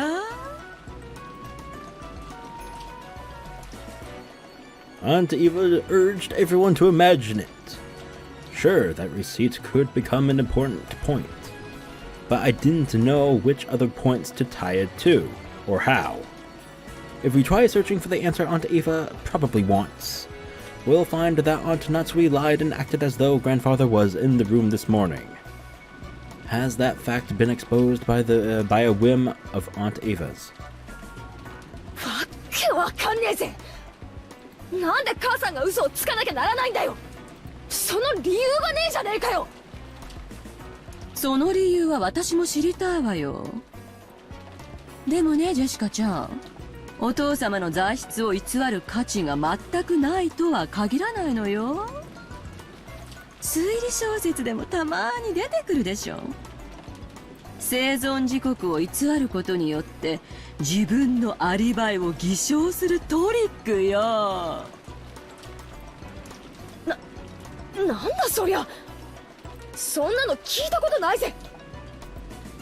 お父様はまだ見つからないけれど、普通に考えればもう殺されていると考えるのが自然でしょうね。となれば必ず近いうちに死体は見つかる。その時死亡時刻をうまく偽ることができれば夏日姉さんはアリバイを作ることができるのよ。Okay, I just want to remind everyone that I believe Natsui still has a rifle in her hands, if I'm to believe that is correct. So watch what you're fucking saying. It doesn't show. I don't. Did her sprite show that she still has it in her hands? I believe it doesn't. But still, I mean, where would she fucking put it? Where is it now? I mean. わかる？みんな？ I mean, I believe she still has it. In other words, why are you all just pointing fingers at her with she's the one with the gun? Just saying. Not very smart. This morning, when Aunt Natsui confirmed that grandfather was there, she lied. And he was already dead at that time. And then, she moved the body to some other location and tampered with it so that when we find it, we'll think he was killed just a second ago. That'd make it possible for her to create an alibi, even just by staying with the rest of us. Then, she could say I heard someone screaming, dash over there, and become the first to find the body along with everyone else. Is that what Aunt Eva's saying? バカバカしい。 Okay, it doesn't show her having it. Alright. 推理小説など所詮は娯楽小説。そんなものばかり読んでいるからそのような不謹慎な発想に至るのです。そうだぜ。死亡時刻を少しくらいごまかしたってそんなの警察が検視すりゃ一発でバレるじゃねえかよ。古典の世界だったらともかく現代日本でそんなトリック本気で通用すると思ってんのかよ。おかしいぜ。そうかしら。今朝南條先生が亡くなった人たちの死体を見て死亡時刻を曖昧に見積もられたわよ。検視結果は環境や個体差に非常に左右されやすい。数時間単位で誤差の出る非常にアバウトなものなのよ。しかも困ったことに警察の科学的な捜査は明日にならないとできない。そこまでの正確な死亡時刻を測ることなんてジェシカちゃんの言う現代日本でもそうそう簡単なことじゃないのよ。ねえ南條先生。検視は経験と勘の必要な非常に難しい作業です。誤審率も非常に高いと聞いております。確かにほんの数時間程度の誤差を出してしまうことは大いにあり得るでしょうな。しかしアリバイの世界は数時間もあれば十分やで。古典のトリックとちゃう。十分に通用するトリックなんや。夏日姉さん、わしらあんたを疑いたいわけやないんやで。疑いとうないから潔白を示してほしいだけなんや。何の潔白を示せというのですか。今朝私は確かにお父様にお会いしました。そして心の中に片翼のわしを刻めとお言葉をいただいて、あのお言葉をも否定するというのですか。それだけは断じて許せません。 Oh, now it shows she has the gun in her hands. Don't fuck with her. お父様がかけられた言葉までも否定することは断じて許せません。 Also, I will point out that who gave her the key to unlock that fucking door in the first place? Genji? Just fucking saying, alright? Genji gave her the key, so it's possible that Genji wanted her to become this scapegoat of being blamed upon and having a no alibi case. Just say. あるいはお父様の遺体は出てこないのかしら。普通失踪は死亡宣告に7年かかるもの。余命残りわずかなお父様を7年も延命し、その財産を独占するにはなんともうまいやり方じゃない。 God damn, your imagination stretches as long as your voice does. Fuck! Oh shit! Put your hands up, everyone! What the fuck is this shit? Oh my god, I actually put my fucking hands up. Oh fuck. それ以上は聞き捨てがなりません。私は後宮夏日。 Ooh. この身に片翼のわしをまとう資格はなくとも胸の中にしかと刻まれています。 Hell yeah. 当主跡継ぎのクラウスの妻としてその責務を代行する私に向かって何たる暴言。何？その銃で私を撃つの？ Well, that ugly ass face of yours? Hell yeah! Go away, Natsui! Fucking Christ. Look at that face. That's the face of evil! いいわよ。I'm not human, I'm a demon. Oh my god! ちゃえば Back, demon, back! Psst. Go back to hell from whence you came! どうせ言い逃れも思いつかなくて苦し紛れなんでしょ。やりなさいよ。暴力で真実をごまかしてごらんなさいよ。 Go ahead, Natsui. Get that thing off my screen. 子供 It wasn't like Natsui had been actually holding that gun at the ready and threatening everyone. Oh, okay. But as she was egged on by Aunt Ava, she did hold it at the ready. Oh yeah. Unsurprisingly, once things got to this stage, Jessica and Genji-san tried to stop her. 奥様、どうかお気をお静めください。 Lock and loaded, baby. 母さんは嘘なんかついてない。ならこんなの聞き捨てなきゃ。落ち着いてえな、夏日姉さん。確かにお父さんは部屋にいたと誓ってくれればいいんやで。 She already did that. Apparently, Ava is not gonna fucking believe that, or else anyone else, okay? それだけなのに。 Shut up. なんでそんなに取り乱しとるんや。それもそうです。 Shut up. 夏日さんは嘘をついていない。 You're just saying that so she can lower her guard, and then you all tackle her and wrestle for the gun. And probably someone's gonna accidentally pull the trigger, and someone's about to die here, aren't they? I'm just... それだけのことじゃありませんか。 Yay! だから説明してほしいのよ。お父様がどうやって部屋からいなくなったのか。By walking out the door, you fucking twat. 窓は内側からしっかり閉じられていた。扉も同じよ。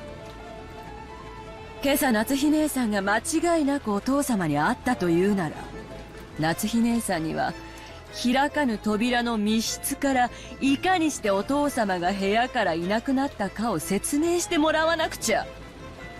じゃないと姉さんが嘘つきってことにやっぱりなっちゃうものね。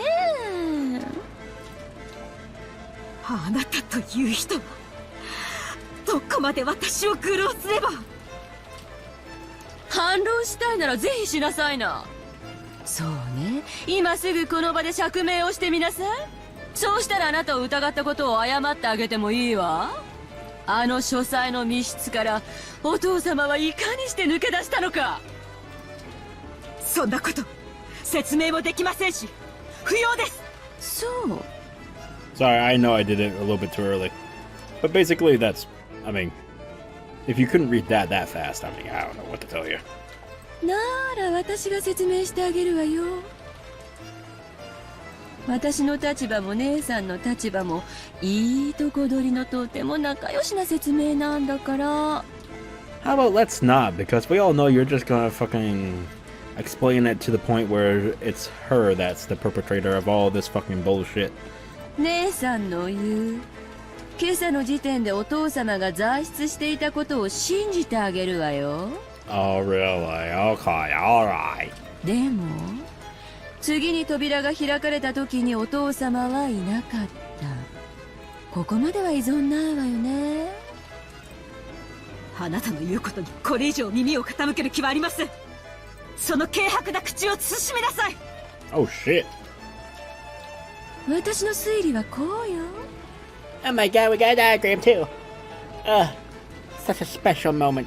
扉から姉さんしか出入りしていないことは私が2回確認している。そしてレシートもそれを立証している。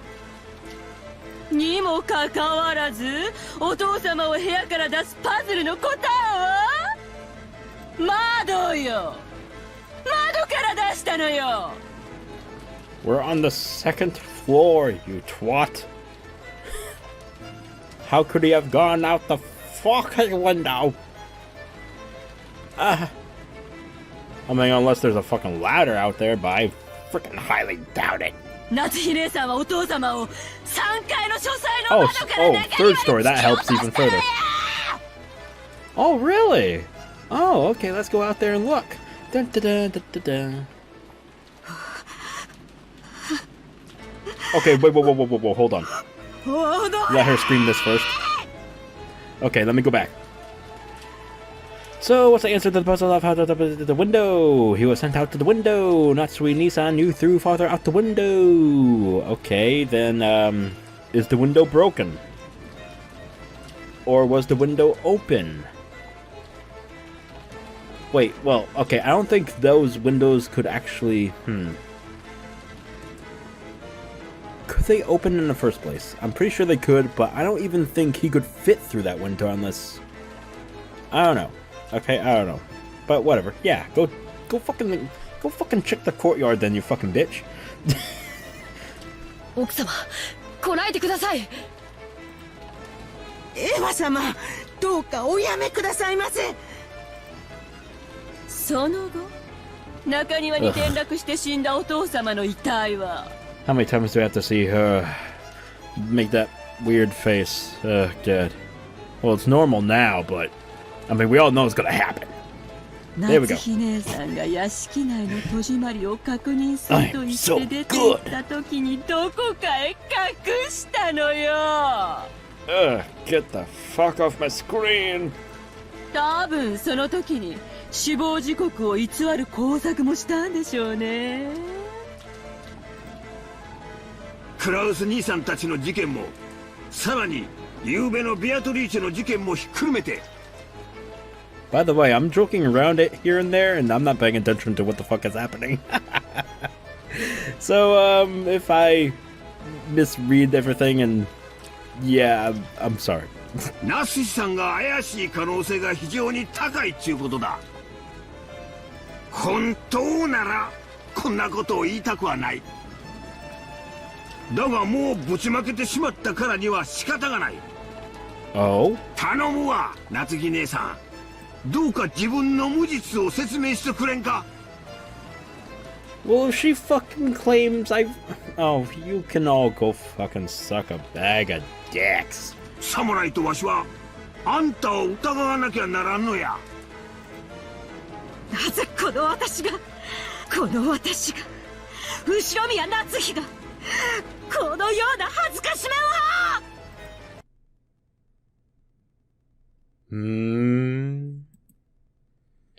Looks like we've got everyone's views on record now. The fuck? ダメだな。全然ダメだぜ。Oh, he's about to drop the bomb on us. Oh, yeah.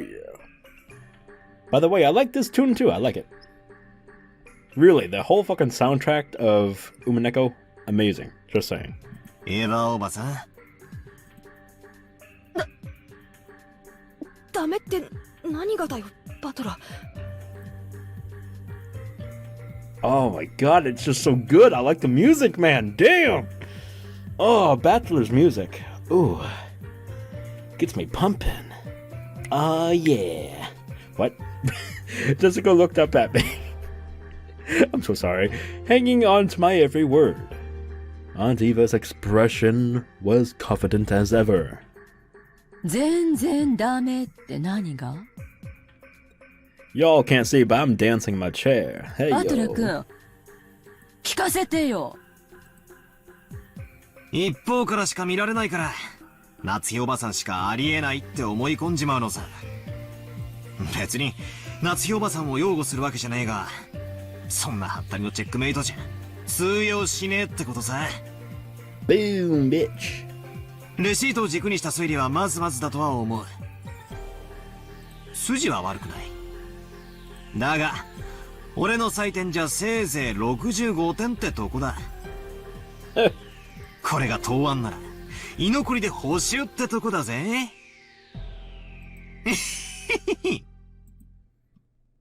あら、じゃあレシートで封印されている扉をどうやって破ってお父様を失踪させられるというの？私の説以外に。エヴァおばさんの説は確かに面白い。そしてその説以外にじい様が失踪できる方法がないって言い切れるなら、最終目撃者である夏日おばさんが黒であると確かに言い切れるだろう。だが夏日おばさんが無実で濡れ衣である可能性が残っている以上、そうだと断言することはできねえ。ならバトラ君は夏日姉さん以外の誰にお父様を失踪させられたというの？ Why does it have to be someone? He could have fucking disappeared by himself. I mean, only an idiot would actually miss something falling in front of them, like only a few feet away. I would notice, of course, a fucking receipt falling to the floor from the fucking slip of the door, okay?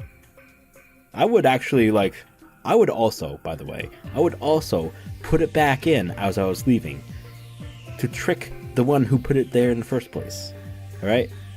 My 2 cents. There you go. 姉さんしかありえないのよ。私のレシートがそれを証明してしまったわ。一度目に書斎に訪れた夏日姉さん。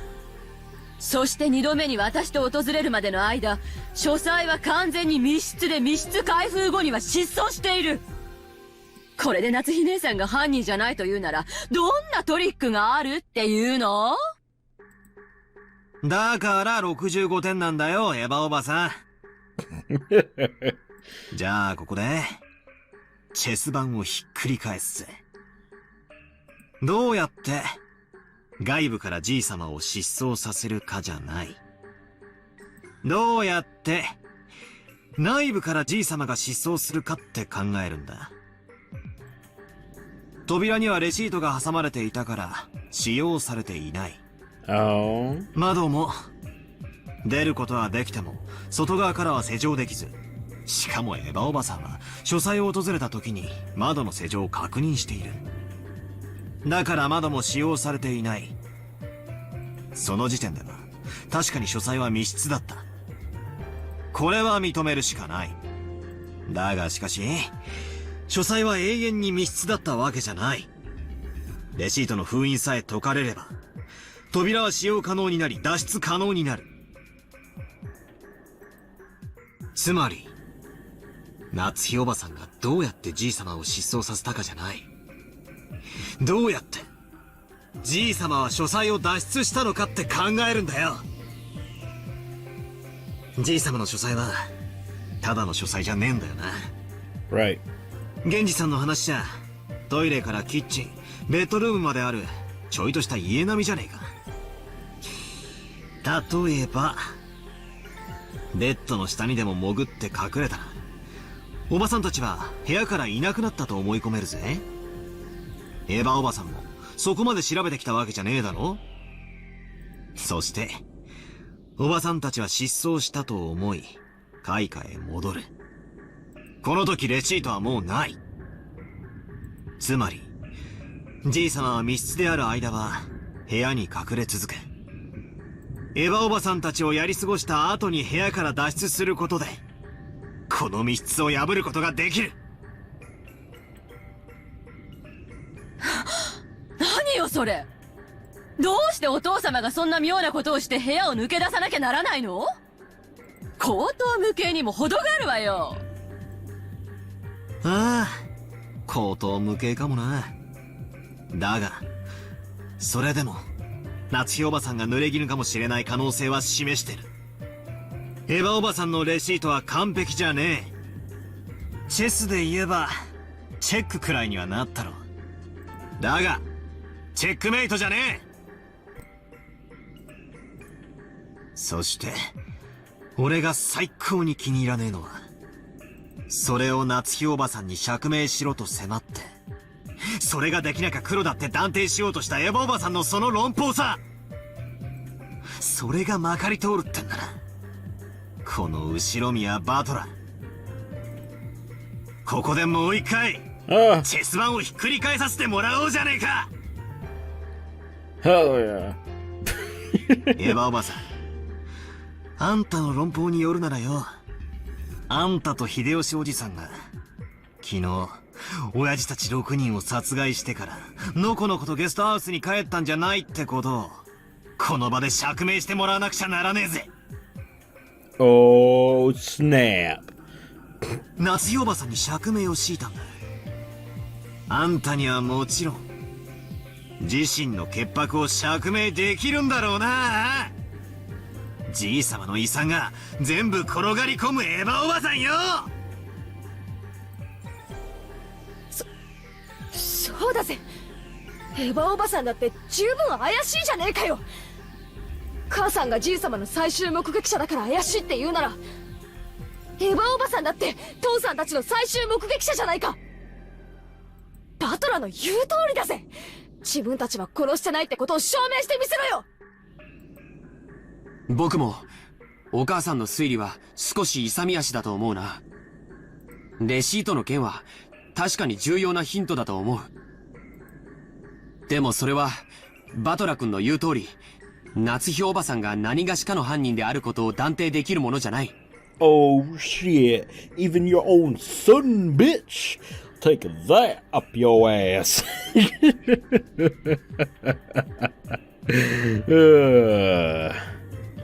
I turn things into an ugly circumstance. Sorry. 僕たちは等しく全員が容疑者なんだ。 Exactly. 夏日おばさんだけが責められる道理はない。誇り高きお父様が床に這いつくばってベッドの下に？そんなざれ言で説明がつくと思って？それならエヴァおばさんが先に説明しろよ。6人を誰がどうやって殺して、そして自分が関わっていないという証拠を示してみろってんだ。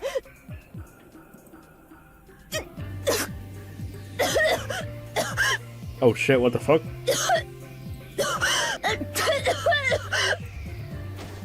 The fuck? Medic Nanjo! Stop standing there, you fucking boob!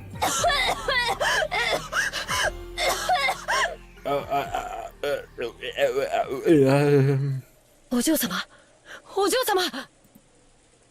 Jessica suddenly started coughing. At first I thought she was just choking after yelling too loud, but before long I realized how painful it looked. Jessica kept coughing and choking, down on her hands and knees. ジェシカ、しっかり。なんじゃ先生。ジェシカさん、吸入器を早く。Oh, okay. 私が持ってきているのがあります。I didn't know she needed an inhaler. What the fuck? You can't just bring details like this up fucking, like, so many hours later, you fucking twats. Ka. Dr. Nanjo pulled a bronchodilator inhaler from his own bag, which was lying on the sofa, and handed it to Jessica. Come to think of it, 6 years ago, didn't Jessica sometimes break into violent coughing fits and have to use that? However, 6 years ago, I never saw Jessica look like she was in this much pain. 兄貴、ジェシカってこんなに喘息ひどかったっけ？ここ数年でだいぶ悪くなったんだよ。大丈夫な時はいいんだけどね。突然発作が来ると咳が止まらなくなるんだよ。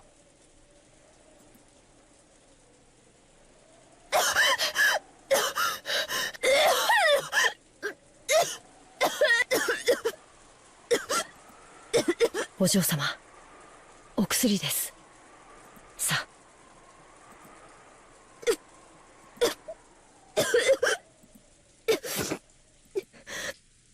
Taking the inhaler from Kenan-kun, Jessica used it with a practiced hand. It looked like her throat would still itch for a while, but she had it under control. 大丈夫かよ、ジェシカ。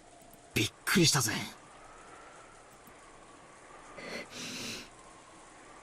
大したことねえよ。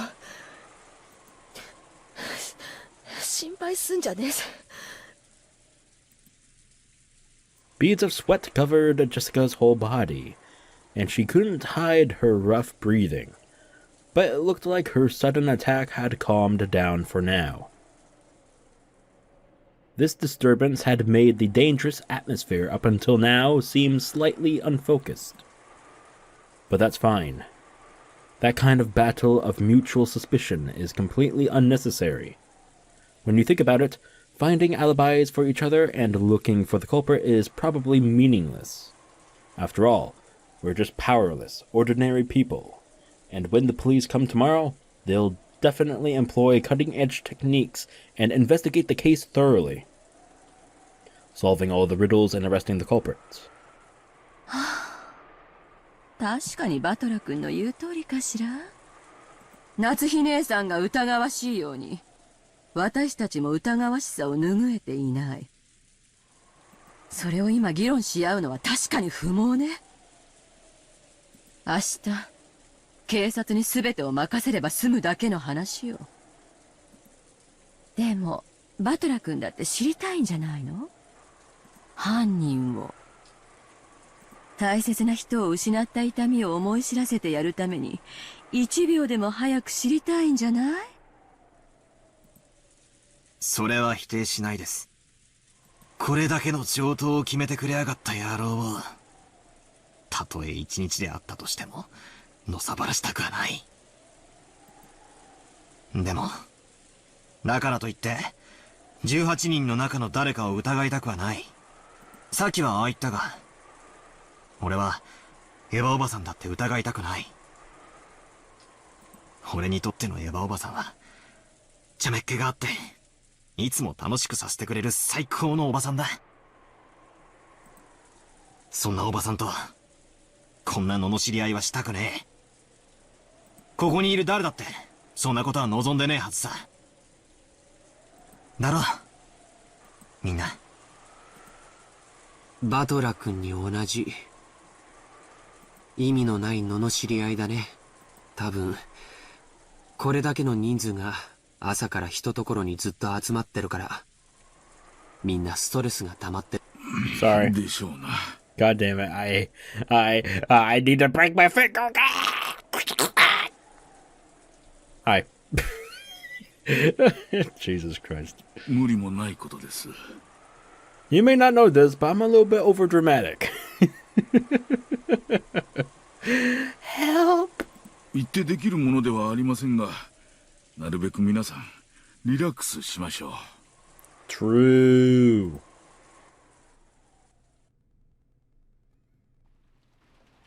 So we good? We good? エヴァ、わしらも頭を冷やすべきとちゃうか。 That's right, walk it off. レシートの件は確かにお父さんの失踪を探る上で重要な手がかりになると思うで。警察が来たら話すといいやろ。そうね。そう。レシートの一件で、つい鬼の首を取ったような気持ちになっちゃったのね。A little? Are you fucking crazy? Your face got fucking distorted so many times and you almost fucking got shot by Natsui. You fucking botch. Hi. 確かに夏日姉さんだけを疑うのはフェアじゃないわ。私たちだって等しく疑わしい。でもね、バトラ君。レシートの話だけは本当よ。これ、忘れないでね。Oh, shut the fuck up about the receipt. God damn. そしてこれがどういう意味を持つか、もう一度よく考えてみてね。Ah, go suck a bag of dicks.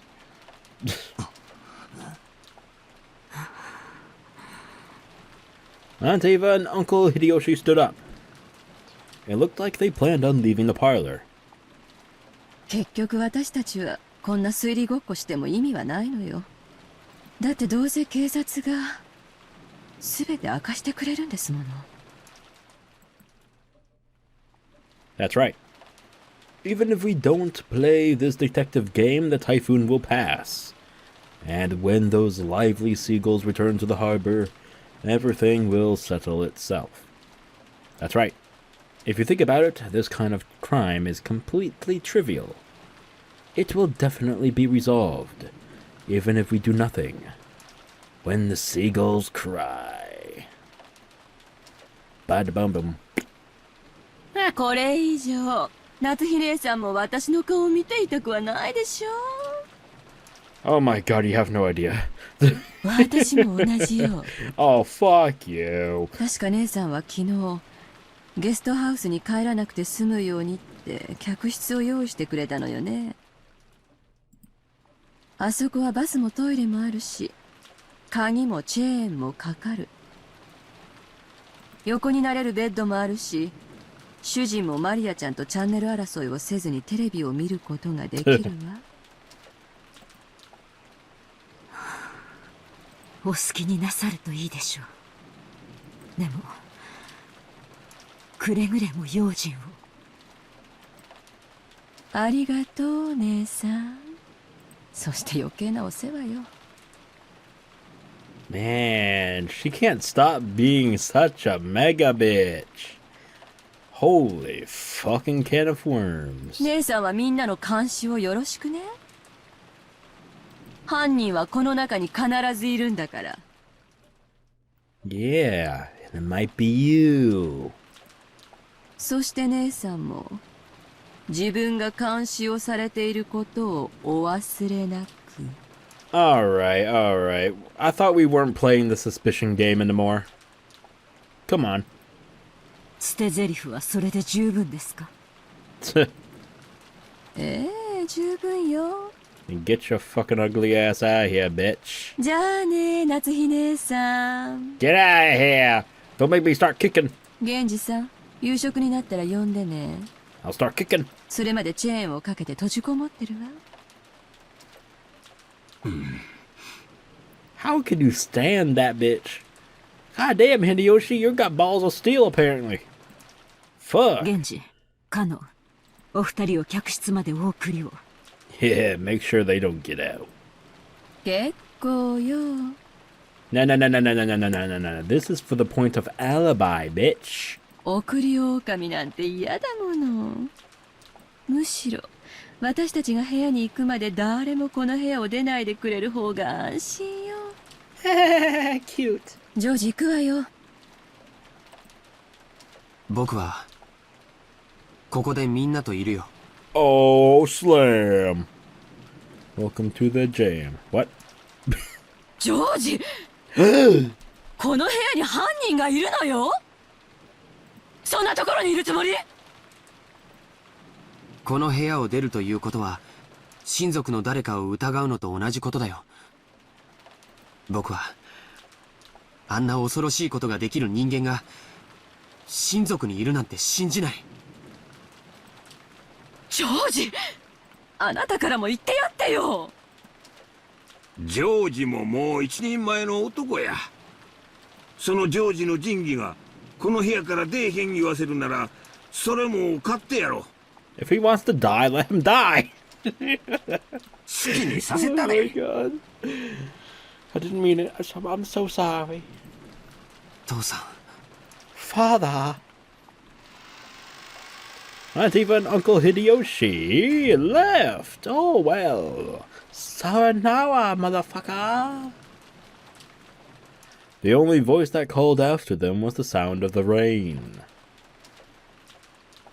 Drip, drip. How far are we in? 2 hours and 12 minutes. Fantastic. Ah! It happened again. The parlor was being buried beneath the savage atmosphere. When I looked at the clock, I was surprised to find that it was already evening. Hot damn! Time flies by fast. Woo! Had we really spent that much time worrying about needless things, talking with each other, fighting with each other? Apparently. Feeling bored, I started scratching at my head when Maria and I made contact. Ah, great. Well, what kind of more witchcraft do you want to spell on me now, bitch? Come on. Why am I calling everyone a bitch?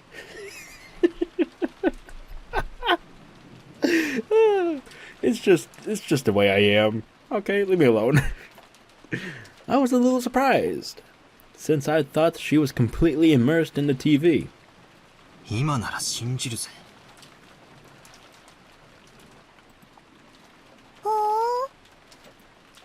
手紙も殺人もすべてベアトリーチェの仕業だ。いや、むしろ頼むからそうだと名乗り出てほしいぜ。19人目の仕業ってことにさせてくれ。じゃなきゃ俺たち18人はいつまでも互いを疑い合わなくちゃならねえ。これなら19人目の存在を信じる方がマシさ。扉も窓も開けずにじいさまを外へ連れ出すなんて、ベアトリーチェならお茶の子さいさいなんだろう。Maria, after taking a single short breath, hung her head and then raised her face again. そうだよ。 Yeah, there's that double personality there. No, dual personality. Dual, not double. Anyway, what? 魔女の前に扉の鍵なんて何の役にも立たないんだよ。ベアトリーチェは72中の全てに精通する。33位のガープは望む相手を望む場所へ瞬時に運ぶ力を与えるし、彼女にとってどのような密室に閉じこもった人間だろうと連れ出すことは難しいことでも何でもないんだよ。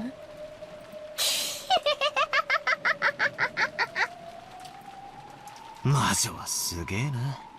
頼むから、もしまだ事件を起こす気なら絶対に人間には無理なことをして俺に19人目を、いや魔女の存在を信じさせてくれよ。いいよ。あったら伝えておくよ。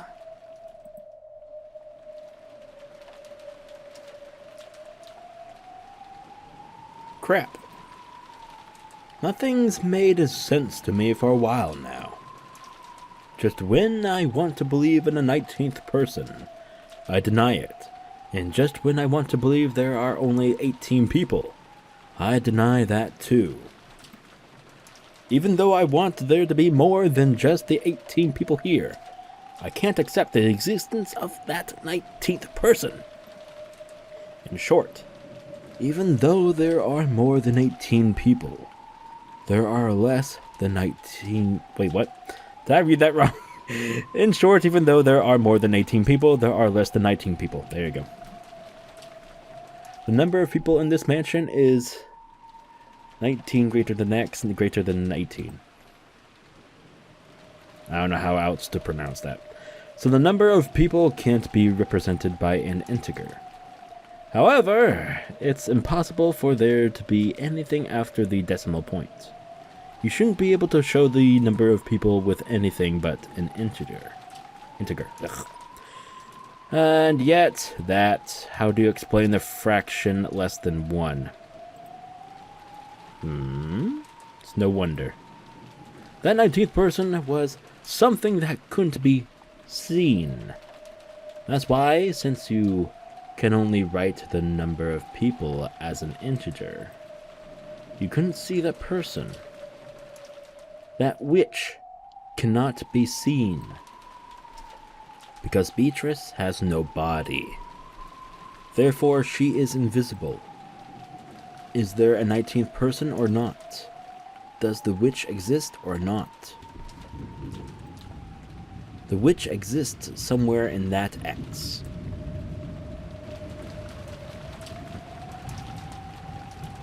Fractions have always been my crutch. I hate fractions so much.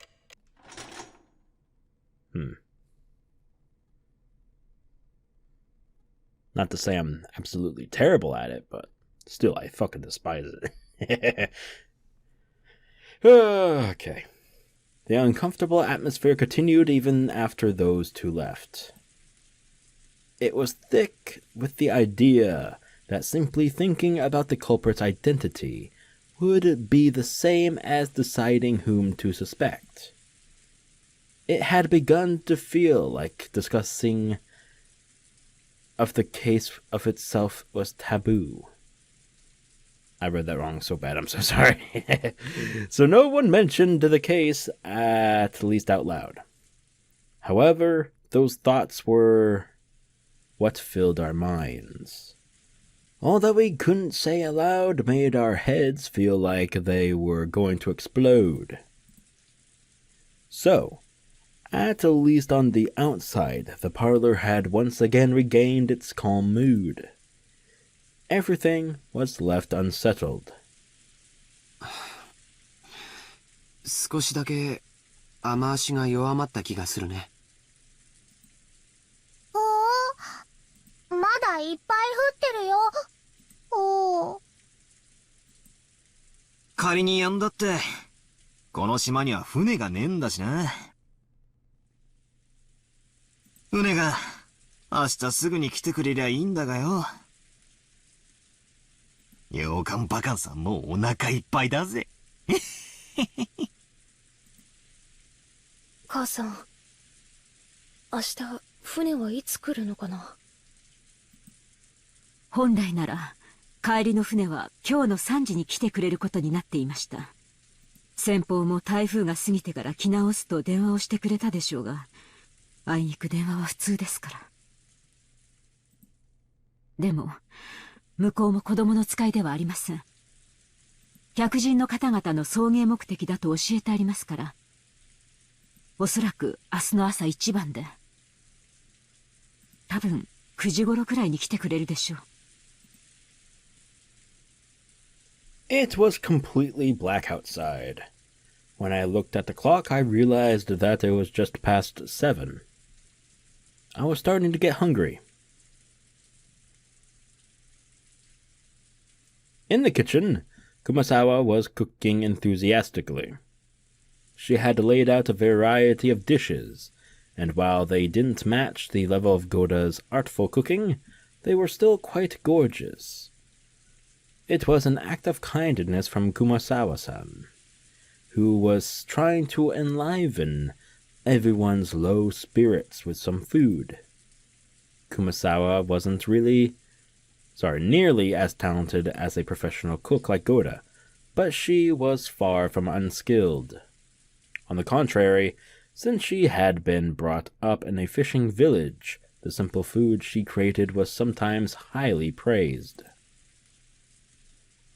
Kenan arranged the food Kumasawa had finished creating on plates, under her direction. Kenan also helped in the kitchen sometimes, but since he was rarely placed in that role, he was slightly awkward, even though he tried his best. Self-conscious about the fact that he couldn't cleverly arrange the food, Kenan's expression darkened slightly. But Kumasawa smiled as though everything was fine. きれいに盛り付けられてますよ。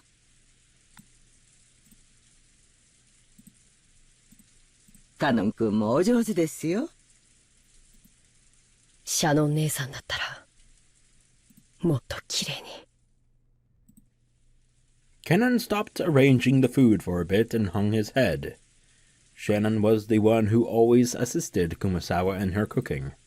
Tonight, Kenan was doing it instead. And as he remembered Shannon's face and her brutal end, he grimaced. 今は忘れなさい。 Genshi spoke kindly to Kenan as he advanced a pawn.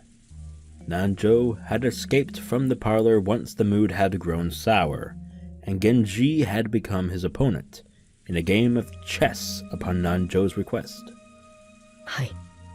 今は忘れます。それがいいだろう。 Genji purposely refrained from facing Kenan as he spoke. He did so because he understood that it might make things tougher on Kenan if he noticed that someone was looking at his eyes. Nanjo also understood that and held back any thoughtless words. 金蔵さんもどこへ行かれたんでしょうな。ご無事だといいのですが。わかりません。ただ、すべては親方様が望まれ、仕組まれたことのように思っています。それを邪推することは、親方様にお仕えする家具には過ぎたことです。源氏さんは怖くないのですか？私には今夜まだ何か良くないことが起こるような気がして怖いのです。怖いことなど何も。私はただ後宮家にお仕えするだけですので。Nanjo sighed through his nose and made a carefully considered move. Nanjo was very slightly dubious. Could Genji possibly be thinking that he'd be left out of this? He couldn't even imagine what was happening inside this mansion, but he definitely couldn't deny the possibility that Kinzo had devised something. If you liken this island to chess, Kinzo had opened the game, and as a result, 6 pieces had been defeated. Could it be that Genji was calm because he believed that he alone was on the outside of the chessboard, and therefore safe? Nanjo thought about it. Isn't everyone just a piece on this chessboard, lined up equally, without any exceptions? Wasn't even Genji who had gained more of Kinzo's trust than anyone? No, who was confident in his position as Kinzo's only close friend. Just another one of the pieces laid out on the chessboard. 源氏さん、私は今夜が本当に怖いのです。無事に明日の朝を迎えられることを心より願っています。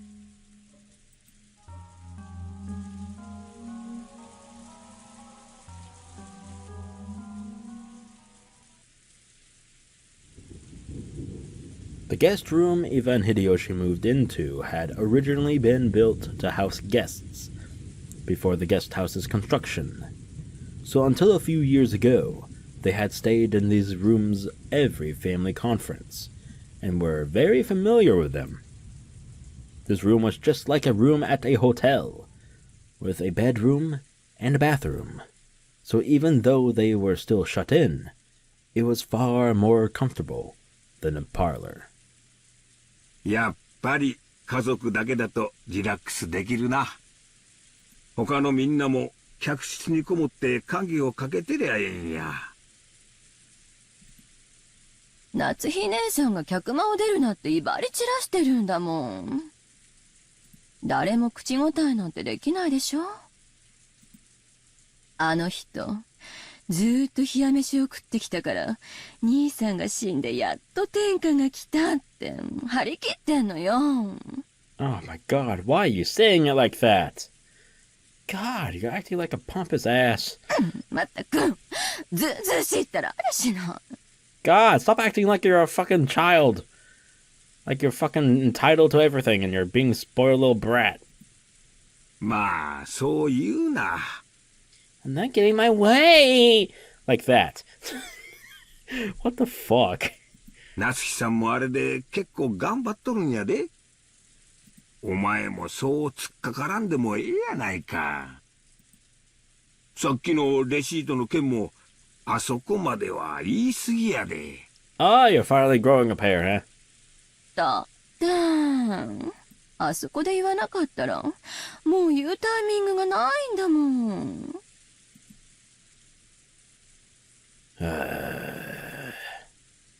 Whatever. Eva, sulking cutely and looking at the television, sat alongside Hideyoshi, who was lying on the bed.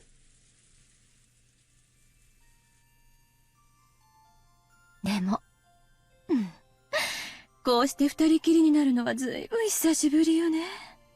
Oh. そうやな。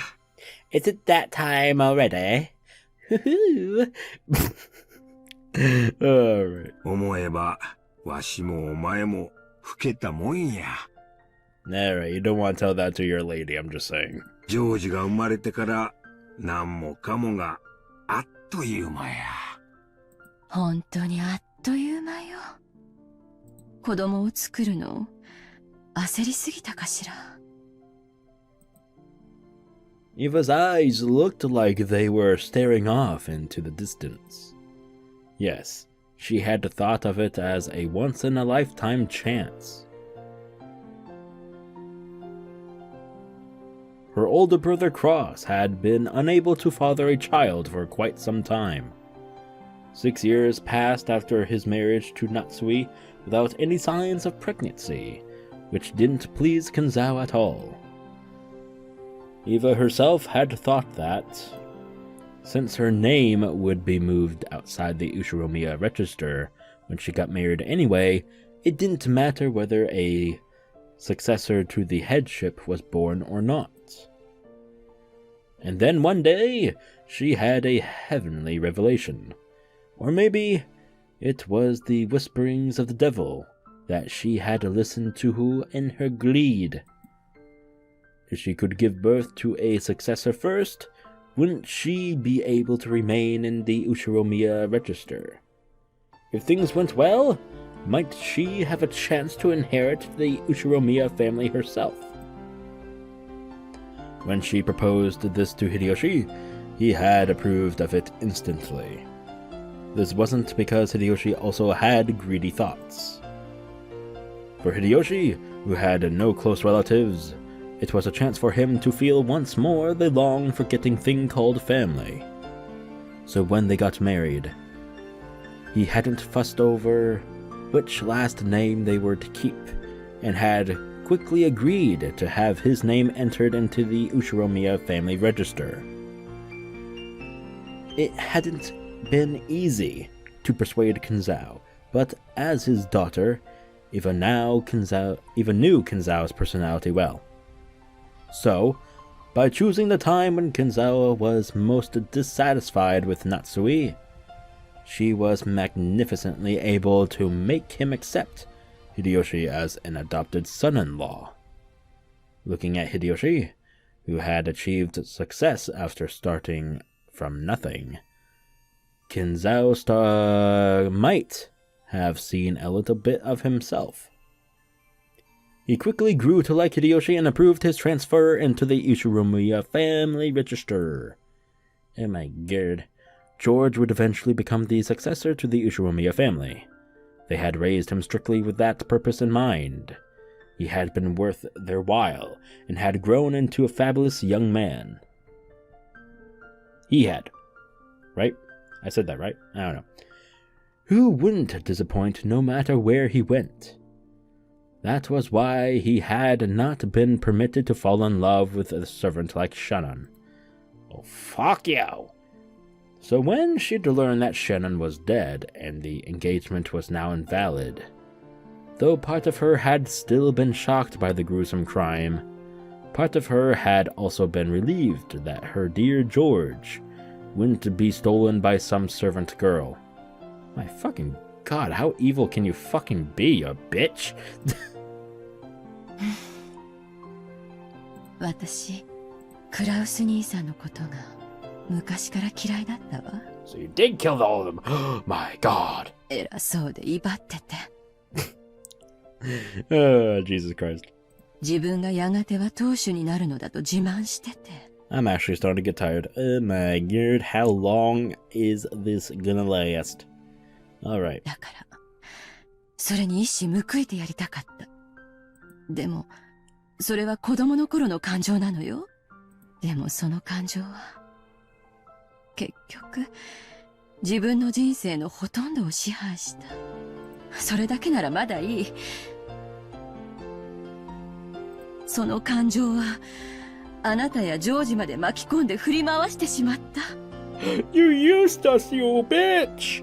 Okay. では、備え自分を責めるな。Hideyoshi got up and held Eva's shoulder.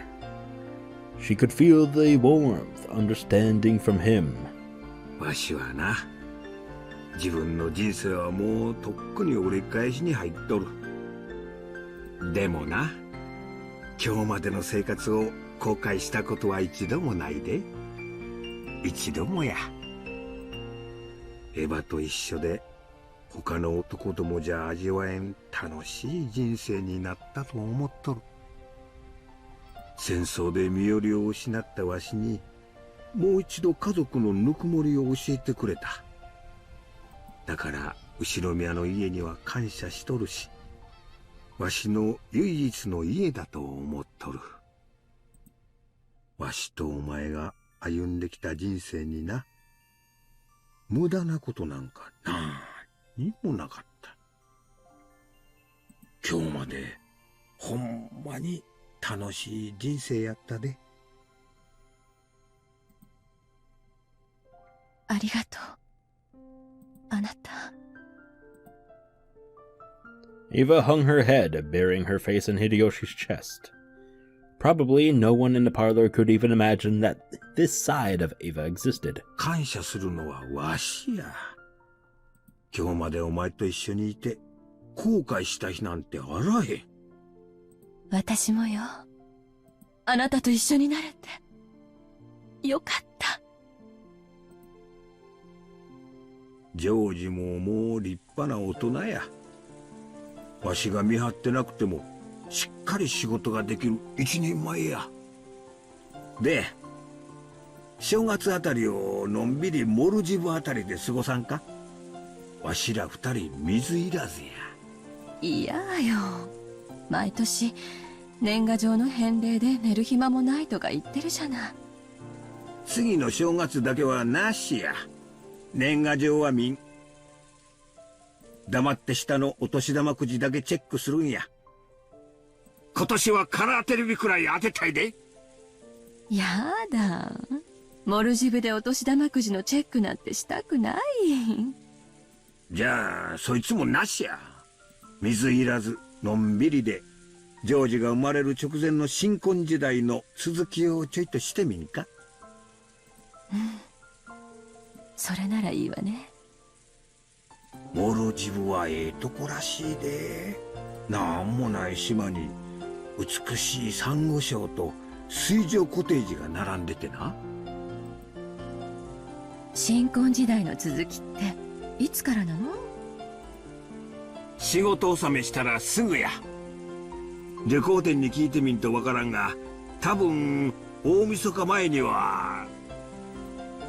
いや、今すぐがいい。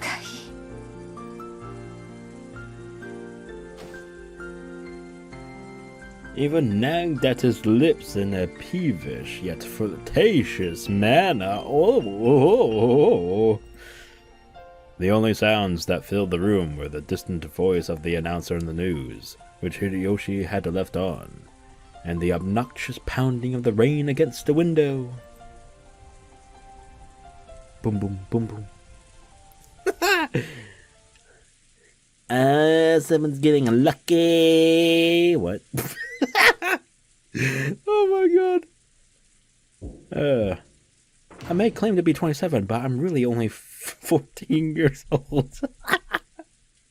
Jesus Christ. Alright, you know what?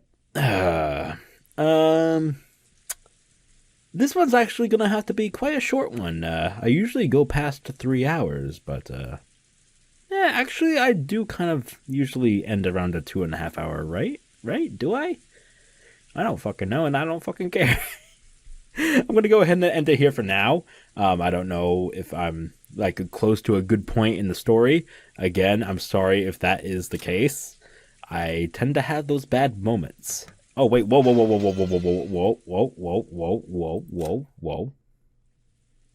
Why is he grayed off? Because he's missing? Disappeared from his study unnoticed.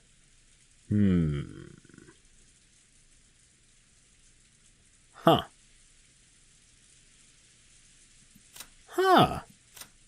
Have these been updated? Wait, what are the tips? Ooh. Wait, what the fuck? Behold the sweet fish river, running through my beloved hometown. You who seek the golden land, follow its path downstream in search of the key. As you travel down it, you will see a village. In that village, look for the shore of the two. You will of the shore of the words. Okay, yep, I'm clearly tired. I gotta go. Oh my god. Alright, so, I hope you all enjoyed this episode. Again, terribly sorry if I'm ending it in a bad place, but I tend to have that thing where I just... bad timing. So if you did enjoy this episode just as much as I did, please, I would appreciate it to give this a thumbs up, like the video, share it, and subscribe to the channel if you haven't already, because there will be more Umineko and Higurashi soon. So stay tuned for that. Again, I thank all of you for joining in as long as this episode was. So again, thank you. And hope to see you all next time. Alright? So until then, please everybody, stay sinful, folks.